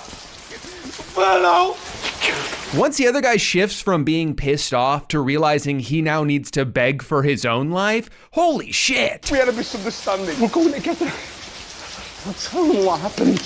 And it's important to point out that this isn't just a little action sequence to grab the viewer's attention. This is what drives the show forward. This is the impetus for everything Cassian does next, because he's now a wanted criminal. He's on the run. He has to quickly figure out how to earn enough money to get the hell out of this place. When I say that the other shows are boring, I'm not asking for more giant battles with a bunch of explosions and CGI spaceships. We've seen all that before. I'm just asking for what happens on the screen to mean something. If there are no consequences when something happens, then it does not matter that it happened. If nothing else, at the very least, death has to matter, and yet Star Wars keeps trying to tell us that it doesn't. When major characters die, they're only dead until we need them to be alive again. And when minor characters die, no one around them seems to give a shit. So what's the point? Oh, don't worry about those guys. They're just kind of nothing. What do you mean the people were just kind of nothing? They're just like not important, like they don't matter. We also don't need to be told about the threat posed by the Empire in this show. We can just see it. We're shown what can happen to a corrupt judicial system with unchecked power. We're shown a prison with electrified floors they can use to kill anybody for any reason. Like, the Empire actually feels terrifying in this show. These TIE fighters, which are made to be so disposable, so small and insignificant in the other movies, feel enormous when they fly by. They're loud and daunting. Their presence actually feels like a threat. In Ahsoka, we are not shown why we should be scared of Thrawn. We're told that he's this imposing force. We're told that he's an evil Grand Admiral whose escape will lead to the destruction of the galaxy, but those are just words. Words contradicted by how stupid he is in every scene. Every time he attempts to kill anyone, he fails at it. His plans keep not working, and every time he's just like, actually, it's a good thing that we lost. Now that I think about it, maybe that's why Ahsoka's so nonchalant about him getting out. It's because she realizes that he's just a bumbling idiot who painted himself blue. If you want to make the audience fear your villain, you have to show what they're capable of. Not with words, but with actions. Remember this guy? That was kind of his entire thing. In fact, he was at his most feared when he wasn't talking. And unless you want them to just be evil for the sake of being evil, you have to flesh them out in some capacity. What are their motivations, their flaws, their ambitions? A great show will make you sympathize with the villain. A great show will show you everybody's perspective so you understand where they're coming from. A bad show will tell you, these guys are evil and these guys are good. And that's why they fight. Andor takes the time to develop almost all of its characters in ways the other shows simply did not. The first time Cassian's friend Brasso comes on screen, we are shown the dynamic of their relationship without one of them having to just verbally tell us. We can see the concern Brasso has when he notices his bruises, and then Cassian, without explaining himself first, starts telling him what we know to be a lie about what took place last night. What'd you do when you left? I went home, cleaned up a bit, and then I fell asleep. No, we decided we were thirsty and you wanted to go to Cabos. But I said that was no good because there's too many people there I owe money. He starts explaining to Brasso the somewhat convoluted alibi that he needs him to go along with, and without missing a beat, Brasso realizes that his friend needs his help and agrees to go along with it. You insulted my choice of beverage.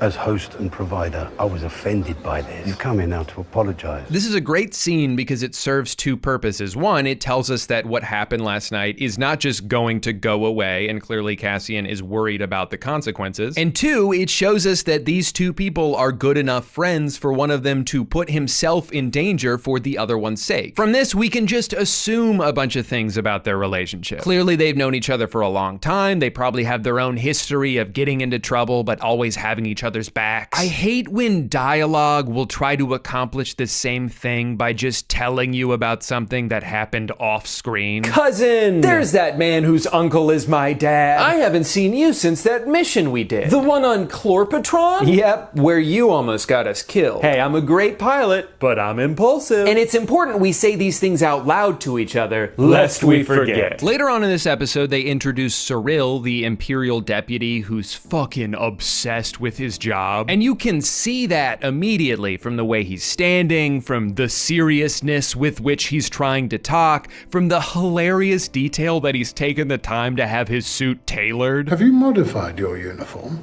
Perhaps slightly. Within seconds of this man appearing on screen, you already understand who he is. What's interesting about this character, and also Dedra, a similar character who gets introduced later, is that instinctively, you kind of find yourself rooting for both of them, even though they are the bad guys. And why is that? How could it be that this asshole comes on screen in his funny little suit and I find myself sympathizing with him? Well, it's because we understand why he's doing the things he's doing. In juxtaposition with his boss in this scene, he just wants justice, but the company he's working for is telling him, no, do not investigate this murder. In fact, don't draw any attention to it at all because it might make us look bad. So even though we obviously don't want Andor to get caught, you can still look at the situation from Cyril's point of view and be like, hey, I mean, He's got a point. Like, I don't want Zuko to capture the Avatar, but once you see what he's been through and why it's so important to him, it makes him feel more human. Seeing someone who thinks they're doing something for the right reasons is always way more interesting than someone who's just vaguely evil. It's also important that these characters are written to be smart because they couldn't have gotten to where they are if they weren't. They couldn't succeed in the ways that they do if they were just giant morons our heroes could defeat without breaking a sweat. When someone comes up with a plan on this show, it is thorough. They take months to prepare for it. They have to focus on the most minute of details because the people they're fighting aren't just dumb and vulnerable, they have to find the tiniest cracks that they can slip through. And even when they plan for months and the objective is overall a success, there are still repercussions. And the Empire doesn't just shrug their shoulders and take it, they use it as an opportunity to amp up their authority. They're not invincible, but they're pretty close to it. When I was finished watching all 8 episodes of Ahsoka, I sat back and thought,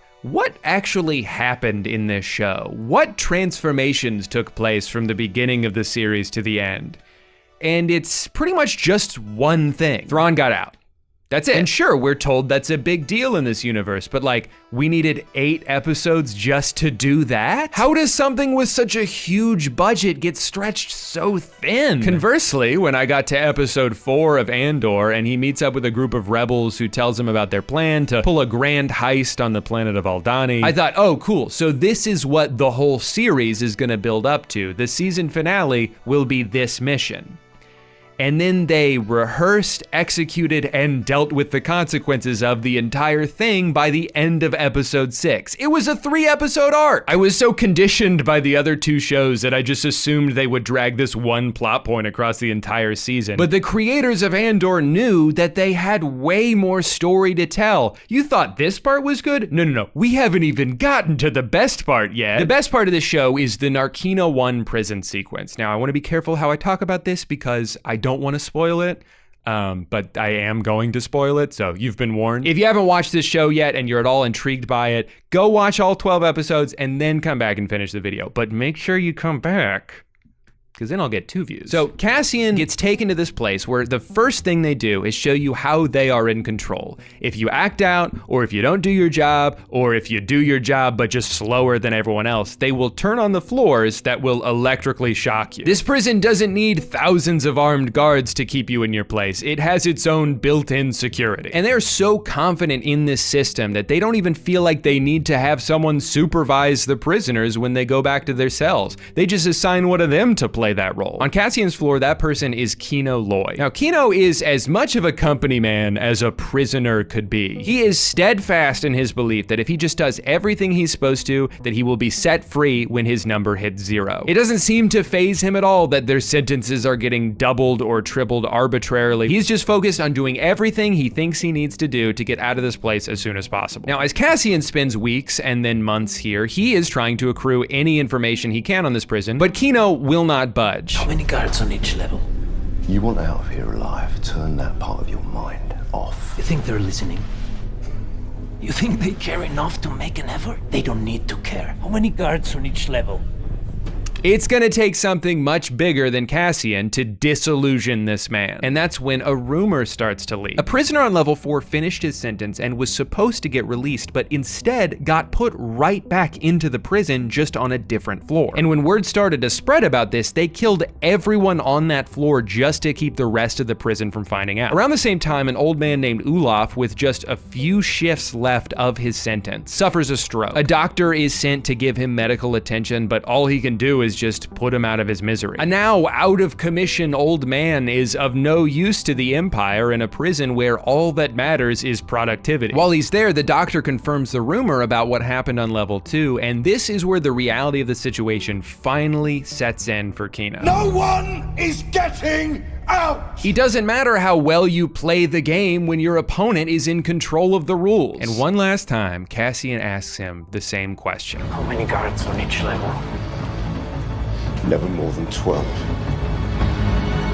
Dude, This shit got me so fired up. I was on my feet, I was hooting and hollering, I started barking at the TV. This, and of course the following episode where they actually break out of prison, was so entertaining to watch, and everything that built up to these moments was laid out and paced so perfectly. This wasn't just good by Star Wars standards, this was one of the most enjoyable stretches of television I've seen in years. But again, all of this doesn't just happen because they thought it would be a cool thing to put in a show. This serves a greater purpose in the overall story. This is the single most transformative event of Cassian's life. At the beginning of the show, he's approached by this guy Luthen with a chance to join his rebellion, and he could not give two shits about it. To him, it's never been about fighting the Empire, he's just trying to survive. His motivation is money and protecting his family, that's it. Sure, there's moments throughout the Aldhani arc where he starts to get introduced to some other perspectives. He starts showing subtle signs of leadership, he sees someone who mirrors some of the worst parts of himself and maybe realizes, I don't know if that's the guy I wanna be. But even when he's done with that and he gets paid, he hasn't changed all that much. All he wants to do is take that money and fuck off to Space Miami where he can stay out of trouble. It's not until he's thrown into this harrowing prison where he can see for himself how evil these people are. He didn't even get arrested for his double murder, by the way. He got a 6-year sentence for looking suspicious on a beach. Now is where he sees firsthand how subhuman the Empire views everyone to be. That there are prisoners wasting their lives away working here, motivated only by the promise of freedom that they don't even realize they'll die before they ever get a taste of. This is the inciting incident that fundamentally changes who he is.